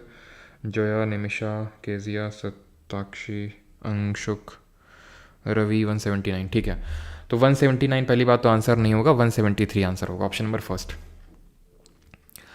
क्योंकि 170 अभी मैं बताऊंगा क्या होगा, लेकिन पहले मेंबरशिप देख लेते हैं कि मेंबरशिप के लिए क्या क्वालिफिकेशन की नीड होती है स्टेट लेजिस्लेचर के लिए। तो ये नीड होती है कि आप तो पहले भारत के नागरिक हो, ठीक है, यानी कि इंडियन सिटीज़न होने चाहिए। जब हम बात करते हैं स्टेट लेजिस्लेचर की यानी कि राज्य के विधानमंडल की, तो इसका मतलब क्या होता है? इसका मतलब होता है लेजिस्लेटिव असेंबली और लेजिस्लेटिव काउंसिल, यानी विधानसभा और विधान परिषद, यही तो होता है। आर्टिकल बताइए जरा लेजिस्लेटिव असेंबली लेजिस्लेटिव काउंसिल के। अब है क्या कि जहाँ पे है ये कि सारे स्टेट में लेजिस्लेटिव असेंबली है, ठीक है, और 2 यूनियन टेरिटरीज़ हैं जहाँ पे लेजिस्लेटिव असेंबली। जरा बताइए 2 यूनियन टेरिटरीज़ कौन सी हैं? और सारे स्टेट में लेजिस्लेटिव असेंबली है, लेकिन सारे स्टेट में लेजिस्लेटिव काउंसिल नहीं है। लेजिस्लेटिव काउंसिल यूटी में तो कहीं नहीं है, लेकिन स्टेट में भी सब में नहीं है। सिर्फ 6 राज्य हैं जहाँ पे लेजिस्लेटिव काउंसिल है। तो जहाँ पे लेजिस्लेटिव काउंसिल है उन स्टेट के लेजिस्लेचर को बाई कैमरल लेजिस्लेचर बोलते हैं, द्विसदनीय विधानमंडल, और उसको हम याद करते हैं कबूतम से। कबूतम का मतलब क्या होता है? कबूतम में के का मतलब होता है कर्नाटक, ए का मतलब होता है आंध्रा, बी का मतलब बिहार, उत्तर प्रदेश, तेलंगाना और महाराष्ट्र। तो यहाँ पे लिखा हुआ है किसके बारे में? यहाँ पे लिखा हुआ है जितने हमारे ये क्या हैं, जितने हमारे सर निट्टो सिटीज़ के नोट्स 5 क्लासेस के नहीं मिल रहे, वो मिल जाएंगे आपके, ठीक है, मैं डलवा दूंगा। तो ये वो स्टेट है जहाँ पे लेजिस्लेटिव काउंसिल है, बाईकैमरल लेजिस्लेचर है, ठीक है। तो मेंबरशिप के लिए लेजिस्लेटिव असेंबली का अगर आपको मेंबर बनना है तो आपको आपकी एज मिनिमम 25 साल होनी चाहिए। लेजिस्लेटिव काउंसिल के लिए 30 साल, तो ये भी मेंबरशिप के लिए क्वालिफिकेशन है। आर्टिकल मैंने पूछे तो 170 और 169 हो जाएंगे, ये चीज़ आर्टिकल ध्यान रखिएगा। And any other qualification as determined by parliament, यानी ये तो ठीक है क्वालिफिकेशन है, भारत के नागरिक हो, 25 साल और 30 साल की उम्र होनी चाहिए, और अगर और भी कोई क्वालिफिकेशन डिटरमाइन होती है पार्लियामेंट के द्वारा तो वो होनी चाहिए, ठीक है। कमेंट में ये बताओ कि qualification for membership of the parliament, जो मेंबर ऑफ पार्लियामेंट है उनके लिए क्वालिफिकेशन ऑफ मेंबरशिप का आर्टिकल कौन सा है? 179 में क्या लिखा हुआ है? इसमें लिखा हुआ है vacation and resignation, vacation, resignation and removal of speaker and deputy speaker. कहाँ के? जो लेजिस्लेटिव असेंबली के स्पीकर डिप्टी स्पीकर हैं उनका वैकेशन और रेजिग्नेशन के बारे में लिखा हुआ है। 171 की बात करें तो इसमें लिखा हुआ है composition of state legislative council, ठीक है, कि जो स्टेट लेजिस्लेटिव काउंसिल है उसका कॉम्पोजिशन किस तरह से होगा, यानी कि उसमें कितने लोग कहाँ से आएंगे। जैसे कि यहाँ पे मैं आपको बता देता हूँ इसका कॉम्पोजिशन किस तरह से होता है, तो यहाँ पे ध्यान से समझिए लेजिस्लेटिव काउंसिल में किस तरह से होता है। तो ध्यान रखिएगा 1/3, 1/3, 1/12, 1/12 एंड रिमेनिंग कितने हो जाएंगे? 1/6। तो ध्यान से समझिएगा इसमें क्या होता है, 1/3 लोग चुन के आते हैं, लेजिस्लेटिव असेंबली के लोग भेजते हैं। लेजिस्लेटिव काउंसिल में विधान परिषद में जितने लोग आते हैं वो इनडायरेक्ट इलेक्शन यानी कि अप्रत्यक्ष चुनाव से के थ्रू आते हैं। Proportional representation plus single transferable vote यहाँ पे मेथड अडॉप्ट किया जाता है। प्लस 1/3 लोग आते हैं जो लोकल बॉडीज़ होती हैं, जैसे कि म्यूनिसिपैलिटी वगैरह जो होती हैं लोकल बॉडीज़, वहाँ से चुन के आते हैं ये लोग, ठीक है। 1/3 वो लोग चुन के भेजते हैं। 1/12 जो होते हैं वो ग्रेजुएट्स, 1/12 जो है वो टीचर्स, ठीक है, ये लोग चुन के भेजते हैं। और जो बच गए 1/6 उनको गवर्नर नॉमिनेट करता है। गवर्नर क्या करता है? नॉमिनेट यानी नामित करता है। तो यानी कि जितने भी हमारे ऊपर मेंबर थे ये इलेक्ट होके आ रहे थे, यानी कि 5/6 members are elected, 1/6 members are nominated by governor in the field of लिसास प्लस कोऑपरेटिव सोसाइटी, यानी कि literature, science, art, social service और कोऑपरेटिव सोसाइटी, ठीक है। अगर वहीं बात करें राज्यसभा में 12 मेंबर्स को प्रेसिडेंट नॉमिनेट करता है, लेकिन वो सिर्फ लिसास में करता है, कोऑपरेटिव सोसाइटी यहाँ पे एक्स्ट्रा है। कोऑपरेटिव सोसाइटी सुनते ही कौन सा अमेंडमेंट आपके दिमाग में आता है? 180 में लिखा हुआ है, ड्यूटीज़ लिखी हुई हैं of speaker of legislative assembly, speaker. इन सब आर्टिकल्स को रट्टा मारना बहुत मुश्किल होता है, मुझे पता है। ये हमारे पार्ट 6 के आर्टिकल हैं। हम यहाँ पे स्टेट लेजिस्लेचर से डील कर रहे हैं, मतलब पार्ट 6 से डील कर रहे हैं। लेकिन है क्या कि अगर हमें पार्ट 5 के आर्टिकल्स याद हैं तो हम बड़ी आसानी से पार्ट 6 के आर्टिकल बता सकते हैं। पार्ट 5 में क्या है? भाग 5 में है यूनियन के बारे में, संघ के बारे में। अब अभी मैंने आपसे पूछा था कि qualification of membership of the जो हमारे पार्लियामेंटेरियंस हैं उनका किस आर्टिकल में लिखा हुआ है? तो उनका लिखा हुआ है आर्टिकल नंबर 84 में, अनुच्छेद नंबर 84 में। तो अगर आपको ये चीज़ पता थी तो सिर्फ आपको 89 ऐड कर देना था। मैंने आपको ये चीज़ बता रखी है, 110 से पहले जितने हमारे आर्टिकल है उसमें आपको 89 ऐड कर देना है, और अगर इसके बाद वाले जितने आर्टिकल हैं उसमें 90 ऐड कर देना है, तो आपको सक्सेसिव पार्ट 6 का आर्टिकल मिल जाएगा। तो जब आप 84 में 89 ऐड करेंगे तो 173 आपने मिलना है। तो इसमें क्या लिखा हुआ है? क्वालिफिकेशन ऑफ मेंबरशिप लिखी हुई है जो हमारे लोकसभा और राज्यसभा के लिए। वही, एक तो भारत का नागरिक होनी चाहिए, और लोकसभा का मेंबर बनना है तो 25 साल, राज्यसभा का मेंबर बनना है तो 30 साल। इन राज्यसभा को काउंसिल ऑफ स्टेट करके लिखा गया कॉन्स्टिट्यूशन में, काउंसिल ऑफ स्टेट, बिकॉज जो हमारे राज्य होते हैं, जो स्टेट होते हैं, वहाँ से चुन के लोग आते हैं। सबसे ज़्यादा किस स्टेट के लोग हैं राज्यसभा में, जरा बताइए, क्योंकि हमारे इंडिया में डिसप्रपोर्शनेट रिप्रेजेंटेशन है in the upper house, unlike in USA के अपर हाउस में हर स्टेट से 2-2 सीट निकल के आती हैं, 2-2 लोग जाते हैं। लेकिन राज्यसभा में अगर हम देखें तो यूपी से 31 लोग हैं, 31, तो वहीं कुछ स्टेट जैसे सिक्किम जैसे राज्यों से मात्र 1 लोग हैं। तो वो डिपेंड करता है कि कहाँ की कितनी पॉपुलेशन है, तो उसी को प्रोपोर्शनल रिप्रेजेंटेशन बोलते हैं। और any other qualification determined by the parliament, ठीक है। यहाँ पे भी वही पार्लियामेंट है और यहाँ पे भी पार्लियामेंट ही है कि पार्लियामेंट कोई अदर क्वालिफिकेशन डिटरमाइन कर सकता है। अगला सवाल again, which article of the constitution of India deals with the sessions of the parliament? भारतीय संविधान का कौन सा अनुच्छेद है जो संसद के सत्रों से संबंधित है? 85, 89, 90 या फिर 101? हाईएस्ट पॉपुलेशन है यूपी में, बिल्कुल सही है योगेश सर। आपने CCCM हिस्ट्री कंप्लीट पर हिंदी में कुछ नहीं लिखा है, इंग्लिश में लिखा है सर। रिविजन कैसे करेंगे बच्चे? रेलवे में ये ध्यान रखना गुरुदेव। बिल्कुल अनिल, हिस्ट्री में तो उतनी चीज़ें होती नहीं है इंग्लिश हिंदी की, बट फिर भी मैं ध्यान रखूँगा इस चीज़ का, है ना? ठीक है, चलो। तो अगर हम बात करें which article of the constitution deals with the sessions of the parliament, 85, 89, 90 या फिर 101? तो सेशंस ऑफ पार्लियामेंट देखिए, 89 तो यार मैं रिपीट करता रहता हूँ, है ना, चेयरमैन ऑफ राज्यसभा को लेके है। एक्चुअल में ये चेयरमैन और जो डेप्यूटी चेयरमैन होगा राज्यसभा का उसको लेके है, ठीक है, डेप्यूटी चेयरमैन ऑफ राज्यसभा उनको लेके है। क्या है? उनका अपॉइंटमेंट वगैरह है।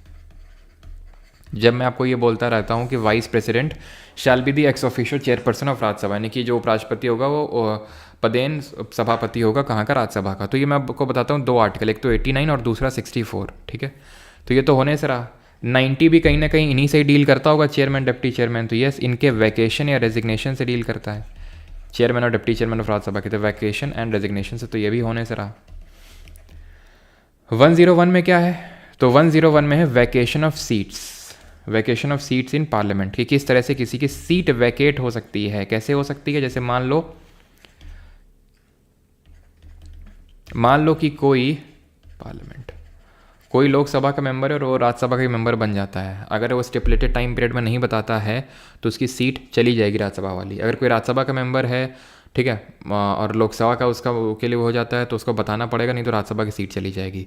अगर वो एक हाउस की 2 सीटों के लिए वो, जैसे फॉर एग्जांपल आप देखते हैं कि मोदी जी, राहुल गांधी जी, तो ये क्या करते हैं, ये 2-2 सीटों से चुनाव लड़ते हैं, तो उनको बताना पड़ेगा उनको किस सीट से रहना है, किस सीट का नेतृत्व करना है। अगर नहीं बताया स्टिपुलेटेड टाइम पीरियड में, दोनों सीटें जाएंगी, तो इसको बोलते हैं vacation of seat in parliament.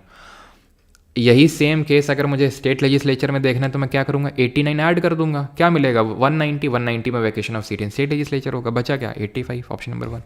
अब सेशंस ऑफ पार्लियामेंट क्या होता है? सेशन होता है सत्र, इसको बोलते हैं। तो 3 सत्र होते हैं पार्लियामेंट के। कौन कौन से होते हैं? जैसे कि अभी इसके बाद तो आने वाला विंटर सेशन आपका, ठीक है। तो हम स्टार्ट कर लेते हैं, जो शुरुआती होता है हमारा बजट सेशन। बजट सेशन से हमारा साल की शुरुआत होती है, बजट सत्र। देन उसके बाद आता है मॉनसून सत्र, और तब आता है शीतकालीन सत्र, विंटर सेशन बोलते हैं।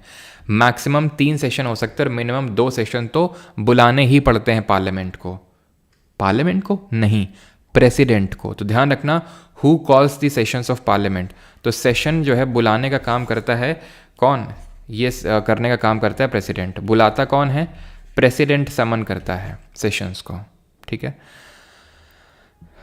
तो इसका मतलब ये होता है कि दो सेशन के बीच में मैक्सिमम 6 महीने का गैप हो सकता है, यानी इससे ज़्यादा नहीं हो सकता, यानी कि 2 सेशन बुलाने ही पड़ेंगे आपको। बजट सत्र सबसे लंबा चलता है, यूजुअली स्टार्ट होता है फेब में और जाता है टिल ये आपका अप्रैल लास्ट, और ये यूजुअली फाइनेंशियल ईयर के भी एंड स्टार्ट में होता है। फाइनेंशियल ईयर जरा बताइए, वित्त वर्ष कब से शुरू होता है हमारा और कब खत्म होता है। मॉनसून सत्र की बात करें तो ये रफली जुलाई में स्टार्ट होता है और अगस्त एंड या फिर सितंबर तक चलता है आपका, यूजुअली अगस्त तक, ठीक है, जुलाई अगस्त। विंटर जो होता है शीतकालीन, ये सबसे छोटा होता है, यूजुअली ये 1 महीने ही चलता है, जैसे दिसंबर के महीने में, ठीक है। 1 महीने से कभी कभी होता है कि ये एक्सटेंड करता है, नहीं तो 1 महीने ही चलता है। सेशन को बुलाने का काम भी यही प्रेसिडेंट करता है। सेशन को प्रोरोग करने का, सेशन समन बुलाना, प्रोरोग का मतलब होता है सत्रावसान करना, यानी कि ये बोलना कि तुम निकल लो, सेशन का काम खत्म हो गया, अब सब लोग घर जाओ अपने, प्रेसिडेंट करता है। लेकिन हाउस को एडजॉर्न करने का काम कौन करता है, कोई बताएगा? हु एडजॉर्न द हाउस, तो एडजॉर्न करने का, सदन स्थगित करने का काम करता है प्रिसाइडिंग ऑफिसर, पीठासीन अधिकारी, यानी कि लोकसभा के केस में स्पीकर और राज्यसभा के केस में चेयरमैन। एडजॉर्न यूजुअली कब किया जाता है, जब कोरम मीट नहीं करता है। कोरम क्या होती है, गणपूर्ति। तो ये आर्टिकल नंबर, अनुच्छेद नंबर 100 में लिखा हुआ है कि अगर 10% यानी कि 1/10 लोग नहीं आएंगे उस हाउस के, तो सदन को स्थगित कर दिया जाएगा, एडजॉर्न कर दिया जाएगा, अगर इतने लोग नहीं आते हैं तो, ठीक है। और एक और होता है हाउस को डिसॉल्व करना, तो डिसॉल्व भी प्रेसिडेंट ही करता है, लेकिन डिसॉल्व हमारा सिर्फ एक ही हाउस हो सकता है। सेशन प्रोरोग लोकसभा राज्यसभा दोनों हो सकते हैं, सेशन एडजॉर्न लोकसभा राज्यसभा दोनों में हो सकता है, लेकिन सेशन डिसॉल्व ये सिर्फ लोकसभा हो सकता है, और वो भी कौन करता है, प्रेसिडेंट ही करेगा, राष्ट्रपति। फाइनेंशियल ईयर जो शुरू होता है वित्त वर्ष, वो 1 अप्रैल से शुरू होता है और 31 मार्च तक चलता है ये वित्त वर्ष। नॉट अ हड़प्पन सिटी, इनमें से कौन सी हड़प्पन शहर नहीं था? लोथल बिल्कुल था, ये तो हमारा एक एंशियंट पोर्ट था। यहाँ पे हमें डॉकयार्ड देखने को मिला, ठीक है, जहाँ पे जो हमारे शिप्स थे वो हार्बर करते थे, और ये बताएंगे कि किस रिवर के बैंक्स पे था, ये कहाँ पे है प्रेजेंट डे, जो हमारा गुजरात स्टेट है वहाँ पे, ठीक है। फिर अगर हम बात करें धौलावीरा, तो ये भी है, प्रेसिडेंट बिल्कुल सही है।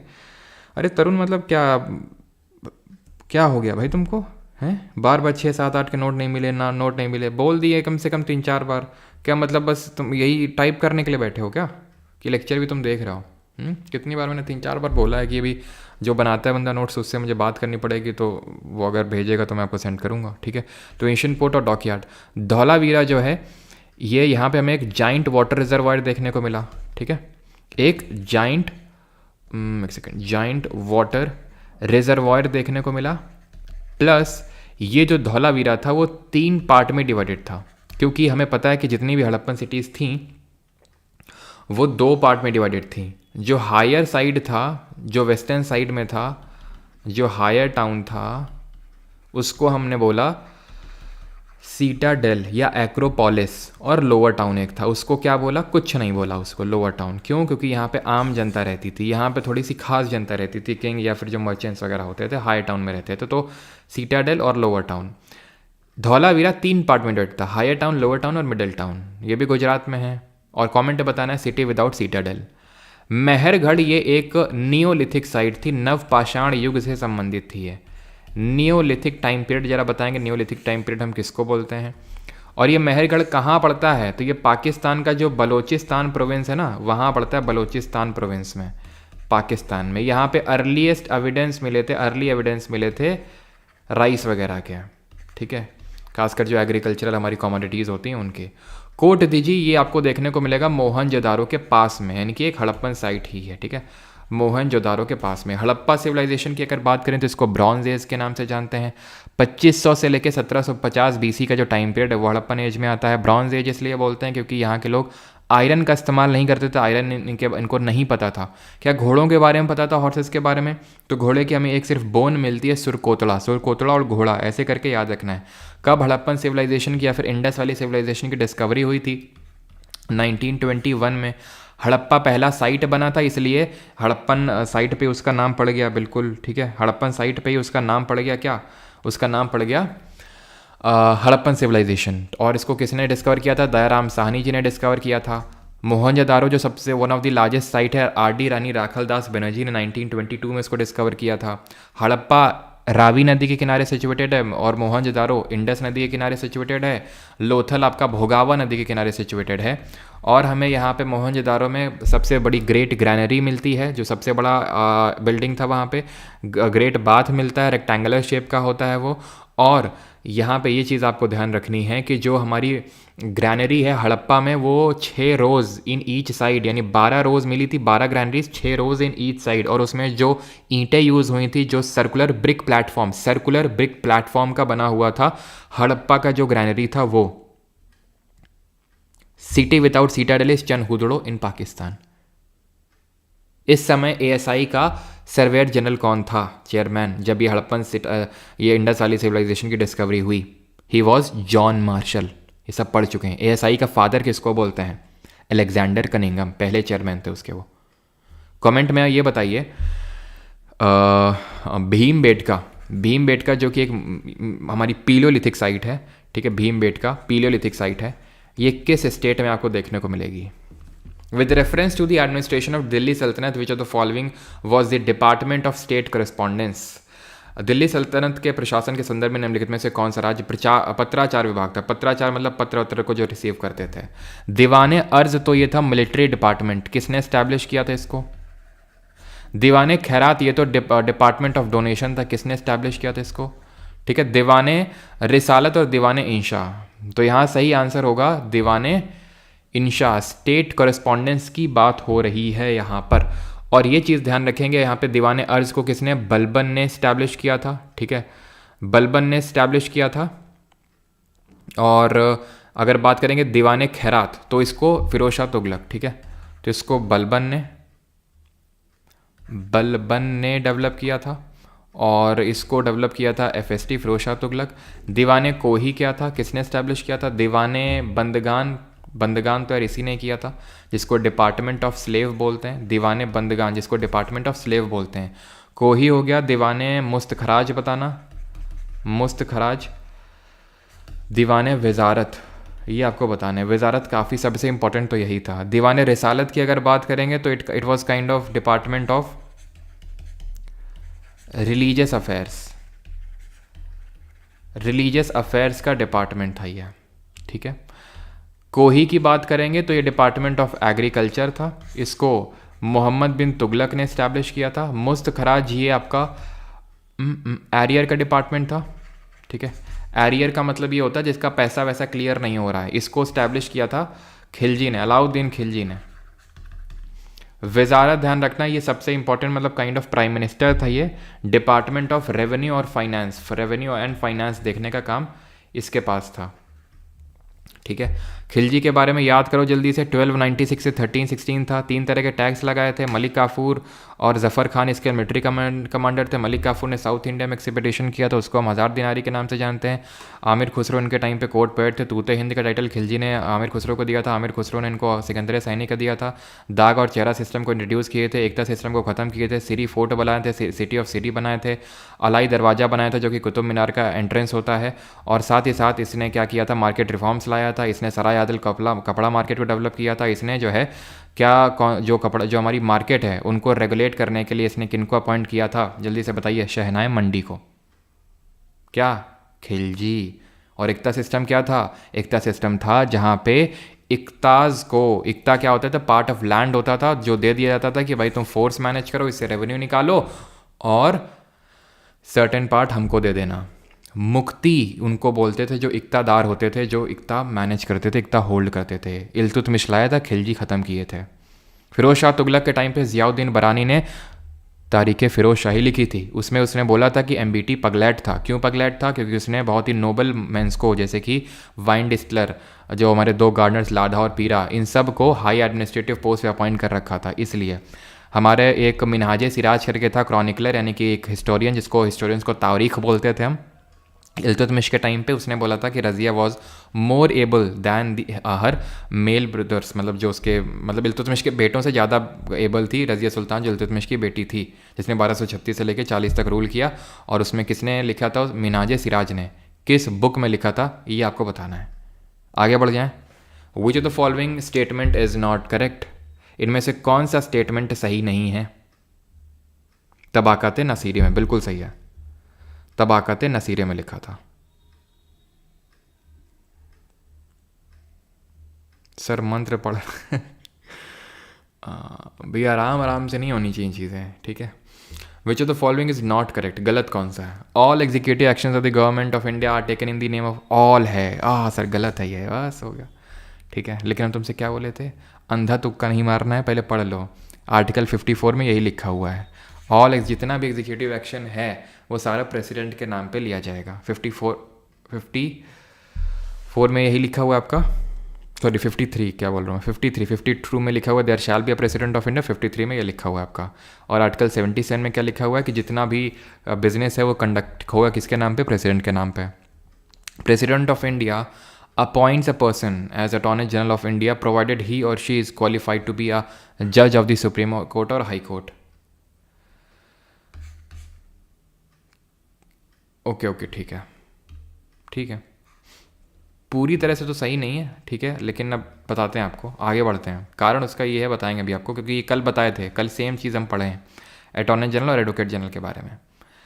Total number of ministers in the council of minister can not exceed 10% of total number of members in to the house of people. House of people का मतलब लोकसभा। कौन सा आर्टिकल लोकसभा के कॉम्पोजिशन की बात करता है?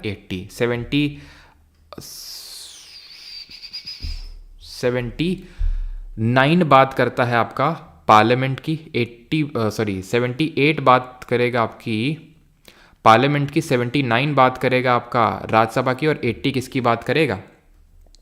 सॉरी एक सेकेंड, 79 बात करेगा पार्लियामेंट की, 80 बात करेगा राज्यसभा की, और 81 बात करेगा इसकी लोकसभा की।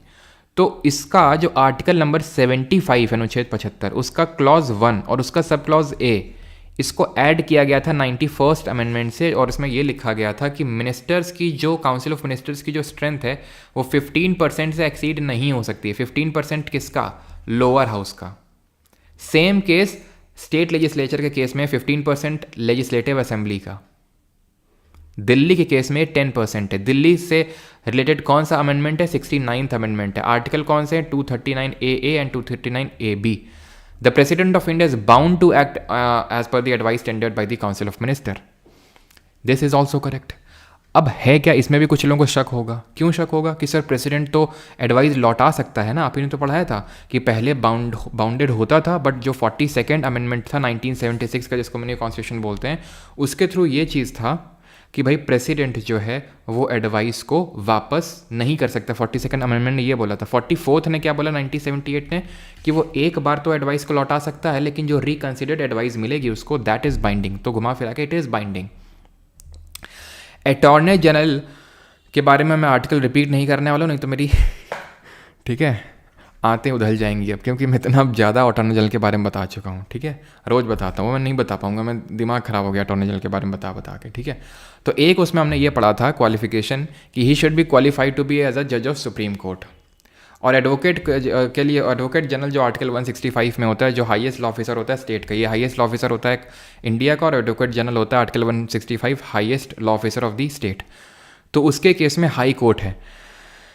अब सुप्रीम कोर्ट और हाई कोर्ट के जो जजेस होते हैं उनकी क्वालिफिकेशन है क्या? तो सुप्रीम कोर्ट की अगर मैं बात करूं तो 5 साल तुम जज रहे हो, कहाँ? हाई कोर्ट में, तो तुम बन जाओगे। या फिर और एंड नहीं, और है 10 साल तुम या तो एडवोकेट रहे हो, कहाँ पे? हाई कोर्ट में। और या फिर तुम प्रेसिडेंट के नज़रों में, राष्ट्रपति के नज़रों में एक डिस्टिंग्विश्ड ज्यूरिस्ट, यानी कि डिस्टिंग्विश्ड ज्यूरिस्ट, यानी कि ज्यूरिसडिक्शन की नॉलेज रखने वाले, अच्छी नॉलेज रखने वाले बंदे हैं। हाई कोर्ट की अगर बात करें तो यहाँ पे ये वाला सेम है कि अगर आप 10 साल तक हाई कोर्ट में एडवोकेट रहे हैं तो आप हाई कोर्ट के जज बन जाएंगे, ठीक है। और ये चीज़ है कि इसमें डिस्टिंग्विश जुरिस्ट वाला कोई भी प्रोविज़न नहीं है। क्या ये बात आपको समझ में आ रही है कि डिस्टिंग्विश जुरिस्ट वाला यहाँ पे नहीं है, यानी कि ये वाला जो प्रोविज़न है 10 साल वाला एडवोकेट वाला, तो वो दोनों में सेम है, इसलिए यहाँ पे हम दूसरे वाले को गलत नहीं मानेंगे। ठीक, क्लियर इतनी चीज़? तो यहाँ पे गलत कौन सा है? सी है, जिसमें 10% है। ठीक है, आगे बढ़ते हैं। तो 10 साल ये तो हाई कोर्ट में एडवोकेट रहा हो तो हाई कोर्ट का जज बन सकता है, या फिर 10 साल का किसी भी judicial as a judicial officer उसका एक्सपीरियंस होना चाहिए। The act, second last question है आज का हमारा, जितने कल क्वेश्चन थे आज भी उतने ही क्वेश्चन है, 17। तो सेकेंड लास्ट क्वेश्चन है this, the act that is also known as Morley Minto reform is. हाँ, इतने में बुढ़ापा आ जाएगा बिल्कुल। टेक अ डीप 5 साल 10 ईयर एडवोकेट, सांस ले लिए सर।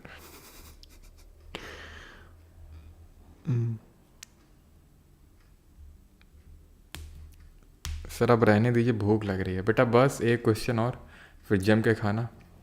कॉन्ग्रेचुलेशन सर ने बुक लॉन्च, कौन है कॉन्ग्रेचुलेशन कर रहा है भाई?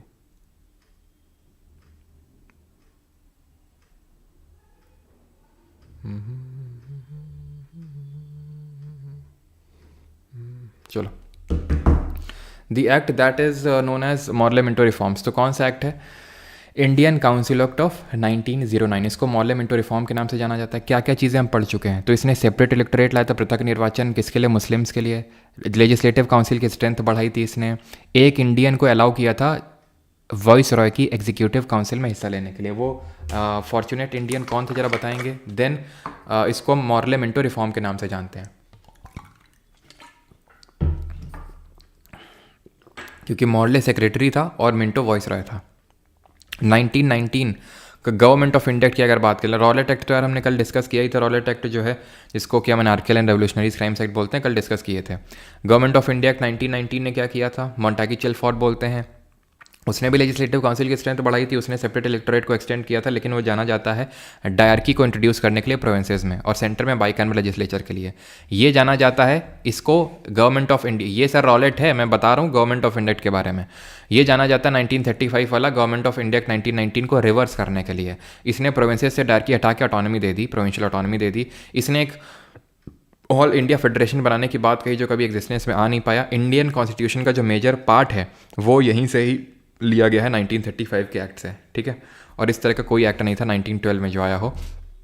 तो ये चीज़ है। सत्येंद्र प्रसाद सिन्हा जी थे, जिनको कि मौका मिला था वॉइस रॉय के एग्जीक्यूटिव काउंसिल का हिस्सा बनने के लिए। And the last question is this, which of the following options is correct regarding sexually transmitted disease? यौन संचारित रोग के संबंध में निम्नलिखित में से कौन सा विकल्प सही है? Sexually transmitted diseases are infections transmitted from infected person to an uninfected person through sexual contact. HIV, that is human immunodeficiency virus. HPV, that is human papilloma virus. और hepatitis B virus is responsible for sexually transmitted disease. तो बात बिल्कुल सही है, sexual contact से अगर disease फैलती है तो उसको सेक्सुअली ट्रांसमिटेड डिजीज़ बोलते हैं, और HIV, HPV, हेपेटाइटिस बी ये जो है रिस्पॉन्सिबल होते हैं STD के लिए। दोनों ही सही हैं, that is both statement 1A and B are correct. जैसे कि फॉर एग्जांपल HIV से क्या होता है? HIV से होता है एड्स, एक्वायर्ड इम्यूनोडेफिशिएंसी सिंड्रोम होता है कि नहीं होता है? एड्स डे हम कब सेलिब्रेट करते हैं? 1 दिसंबर को करते हैं। ये सेक्सुअली ट्रांसमिटेड डिजीज़ होती है आपकी, और ये जो होता है इसके लिए टेस्ट कौन सा होता है? टेस्ट होता है ELISA test. ELISA stands for what? Enzyme linked immunosorbent assay, इसका फुल फॉर्म होता है। ह्यूमन पैपिलोमा वायरस से सर्विकल कैंसर होता है, जो फीमेल्स में जो सर्विक्स होता है तो उसमें कैंसर हो जाता है, तो सर्वाइकल कैंसर बोलते हैं उसको। और काफ़ी न्यूज़ में भी आजकल है, बजट जो पिछला इंतरिम बजट प्रस्तुत किया था निर्मला सीतारमण जी ने, उसमें इस बात को मेंशन किया था। और उसके उसी दिन ही जिस दिन मेंशन किया था, पूनम पांडे ने पब्लिसिटी स्टंट खेला था इसी चीज़ को लेके कि पोस्ट करवा दी उन्होंने इंस्टाग्राम और अपने सोशल मीडिया हैंडल में कि डेथ हो गई है पूनम पांडे की सर्वाइकल कैंसर से। फिर अगले दिन आके बोलती हैं नहीं हम तो अवेयरनेस रेस करना चाह रहे थे इस चीज़ को लेके। तो ये है जो इनको कंफ्यूज नहीं करना है, जो हमारे डिसऑर्डर्स होते हैं कौन से? जेनेटिकल डिसऑर्डर्स, जो जेनेटिक्स में कुछ चेंजेस की वजह से डेवलप होते हैं उनको हम जेनेटिकल डिसऑर्डर बोलते हैं। ठीक है सर, ठीक है, तो उनको हम जेनेटिकल डिसऑर्डर बोलते हैं। तो जेनेटिकल डिसऑर्डर क्या होते हैं? जेनेटिकल डिसऑर्डर भी हमारे पता है दो तरह के होते हैं, हम उनको दो कैटेगरी में डिवाइड करते हैं। एक तो जिनका जीन से कोई लेना देना है उनको मेंडेलियन डिसऑर्डर बोलते हैं। अच्छा, मेंडेलियन डिसऑर्डर ही क्यों बोलते हैं? जिनका जीन से लेना देना है। जीन क्या होता है? फंक्शनल यूनिट होता है डीएनए का। और मेंडेलियन किसके नाम पे पड़ा? ये जोहान ग्रेगर मेंडल जी के नाम पड़ा, जोहान ग्रेगर मेंडल। इन्होंने ही इनको फादर ऑफ जेनेटिक्स के नाम से मतलब जाना जाता है। फादर ऑफ जेनेटिक्स, जेनेटिक्स के फादर बोला जाता है। इन्होंने ही जो पी प्लांट होता है, जिसको पी प्लांट को पीसम सातवियम के नाम से जानते हैं, साइंटिफिक नेम होता है, उसमें इन्होंने जेनेटिक्स का पूरा सब कुछ डिस्कवरी किया था। इन्होंने ही लॉ ऑफ इनहेरिटेंस दिया था। क्या दिया था इन्होंने? Law of inheritance. ठीक है, लॉ ऑफ इनहेरिटेंस इन्होंने दिया था जोहान ग्रेगर मेंडल ने। तो मेंडेलियन डिसऑर्डर वो होते हैं जिनका लेना देना जीन से। जीन में अगर कोई एबनॉर्मलिटी हो जाती है, यानी कि genetic disorder caused by a mutation in a gene, in a single gene, चाहे वो जीन सेक्स क्रोमोजोम का हो या ऑटोजोमल क्रोमोजोम का हो। अब क्रोमोजोम की अगर बात करें तो टोटल 46 क्रोमोजोम होते हैं। 46 क्रोमोजोम इस तरह से होते हैं कि वो पेयर्स में एग्जिस्ट करते हैं, 23 पेयर्स होते हैं। उसमें से 22 जो होते हैं, जो 22 होते हैं, वो होते हैं ऑटोसोमल। ऑटोसोमल का मतलब है जो सेक्स में इन्वॉल्व नहीं होते हैं। और एक जो होता है उसको सेक्स क्रोमोजोम बोलते हैं। अगर एक्स एक्स है और एक्स वाई है, ये दो तरह के हो सकते हैं। अगर एक्स एक्स है तो उसको बोलते हैं हम लोग फीमेल, ठीक है। और अगर एक्स वाई है तो उसको बोलते हैं मेल, ठीक है। तो मेल बच्चा हो गया, फीमेल बच्चा होगा। जब सेक्स होता है तो वो डिपेंड करता है मेल पे, ना कि फीमेल पे, क्योंकि फीमेल से तो एक्स ही क्रोमोजोम आएगा।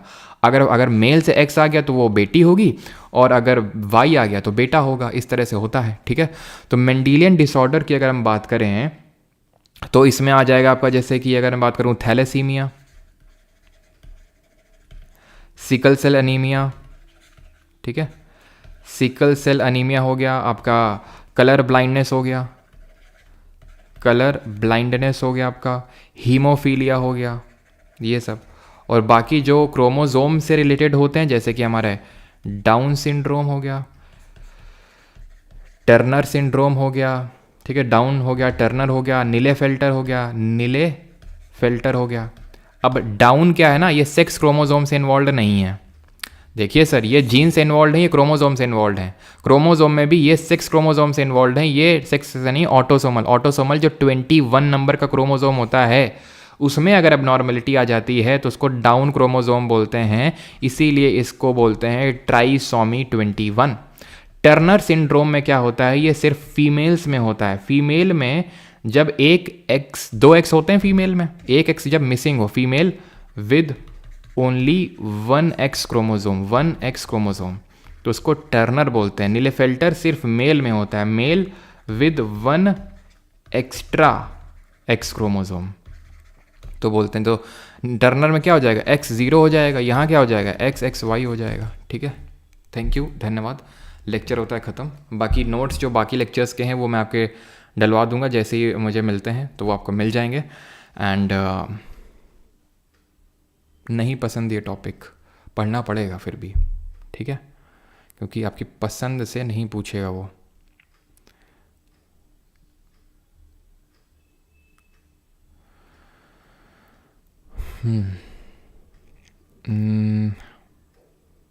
विकास DPSFA मिनट, थैंक यू रूपाई जयंता।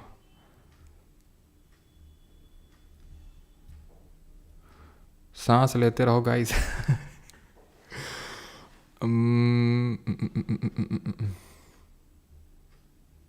अच्छा चलता हूँ, दुआओं में याद रखना। आदित्य कहाँ जा रहे हो भाई, हैं? अमेज़ॉन पर नहीं है, बुक स्टॉल पर अवेलेबल करवा दीजिए, 1 हफ्ते बाद होगी। अगर आप बुक स्टॉल पर करवा देते ना, तो जो अमेज़ॉन पे कल 5-10 मिनट में खाली हुई थी वो 5 मिनट में खाली हो जाती वो, ठीक है। अवार्ड अंशुमन।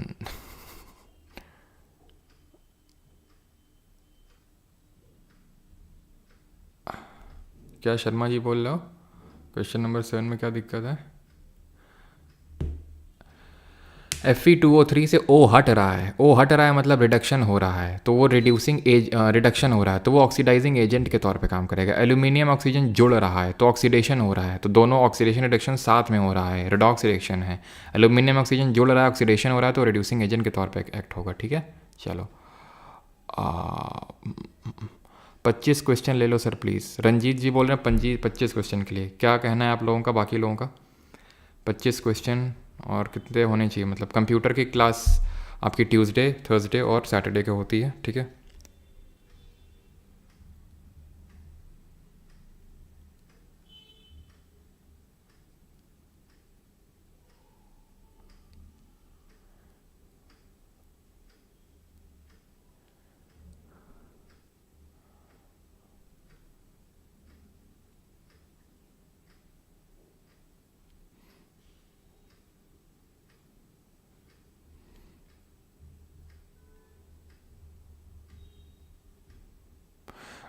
सार्थक राठौर वो यूएस से बोरो किए हैं फाइनेंशियल इमरजेंसी।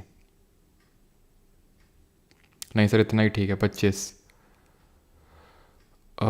25 ठीक है, 20 25 ओके ठीक है, तो आगे से तो ठीक है 20 बोल रहे हैं, तो 20 आदित्य बेटा बहुत मार खाओगे हैं। गर्दन तोड़ो कार्यक्रम, थैंक यू अर्नब याद दिलाने के लिए। गर्दन तोड़ो कार्यक्रम तो आज बीच में किया ही नहीं। सब 50 क्वेश्चन लाइए, हमको और कोई काम नहीं है। अच्छा, तो तुम्हें काम नहीं है तो हमें तो काम है सर, हमसे इतना ही नहीं झेले जाते हैं, इतना ही ठीक है। बता देना बाकी, ठीक है? 1.5 आवर्स में जितने हो पाए उतना ही ठीक है। बाकी तो यार मैं इतना करवा देता हूँ, आपको पता है कि एन मतलब कितनी ही चीज़ें हम लोग पढ़ लेते हैं नहीं, और कितनी चीज़ें रिवाइज़ कर लेते हैं 1.5 घंटे में, ठीक है? वो क्वेश्चंस मैटर नहीं करते, कितनी चीज़ें हम करते हैं। मैं 1.5 घंटा हम लोगों ने क्लास किया, 1.5 घंटे में आपको 50 क्वेश्चन भी आराम से करवा सकते, 50 60 70, ठीक है? लेकिन आपको पता है 17 क्वेश्चन में ही वो हम लोगों ने आराम से सारी चीज़ें कर ली हैं। ये PDF आपको मिल जाएगा परमार SSC का जो टेलीग्राम चैनल है, उसका लिंक डिस्क्रिप्शन में दिया हुआ है, तो वहाँ से आप उसको कर सकते हैं डाउनलोड, ठीक है? एंड क्या भैया दोनों ऑक्सीडाइजिंग एजेंट लिख दिया कहाँ पे? एक सेकेंड रुको, ये ऑक्सीडाइजिंग एजेंट है, अच्छा सॉरी दोनों ऑक्साइडाइज है, ये रिड्यूसिंग एजेंट हो जाएगा, ठीक है? क्योंकि यहाँ ऑक्सीडेशन हो रहा है तो ये रिड्यूसिंग एजेंट हो जाएगा। चलिए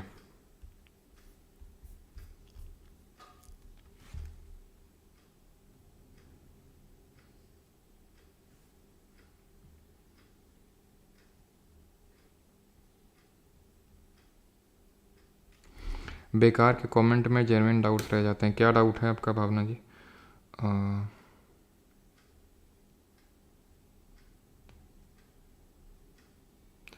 क्यों सर का फेस देखना है, तुम व्रत रखे हो क्या सर के लिए? सर आपने बुक ज़्यादा क्यों नहीं प्रिंट करवाई थी? क्योंकि इतना मतलब करवाई तो थी यार, लेकिन इतना यकीन नहीं था ना कि इतना ज़्यादा एकदम से हो जाएगा, तो अब ज़्यादा ही करवाएंगे अब इस बार।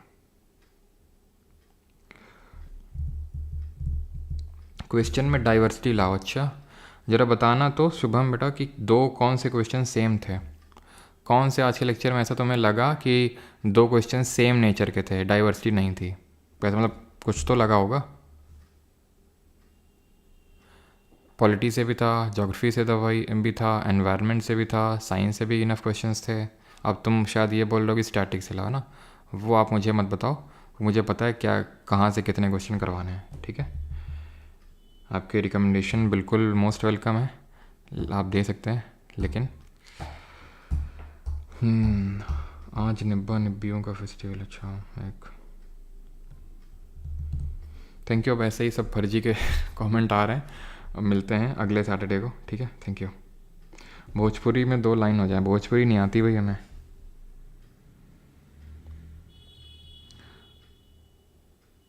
फायर बॉन्ड वो आ जाएगा आपके पास बुक, बाकी मैंने नंबर बीच में क्लास में शेयर किया था।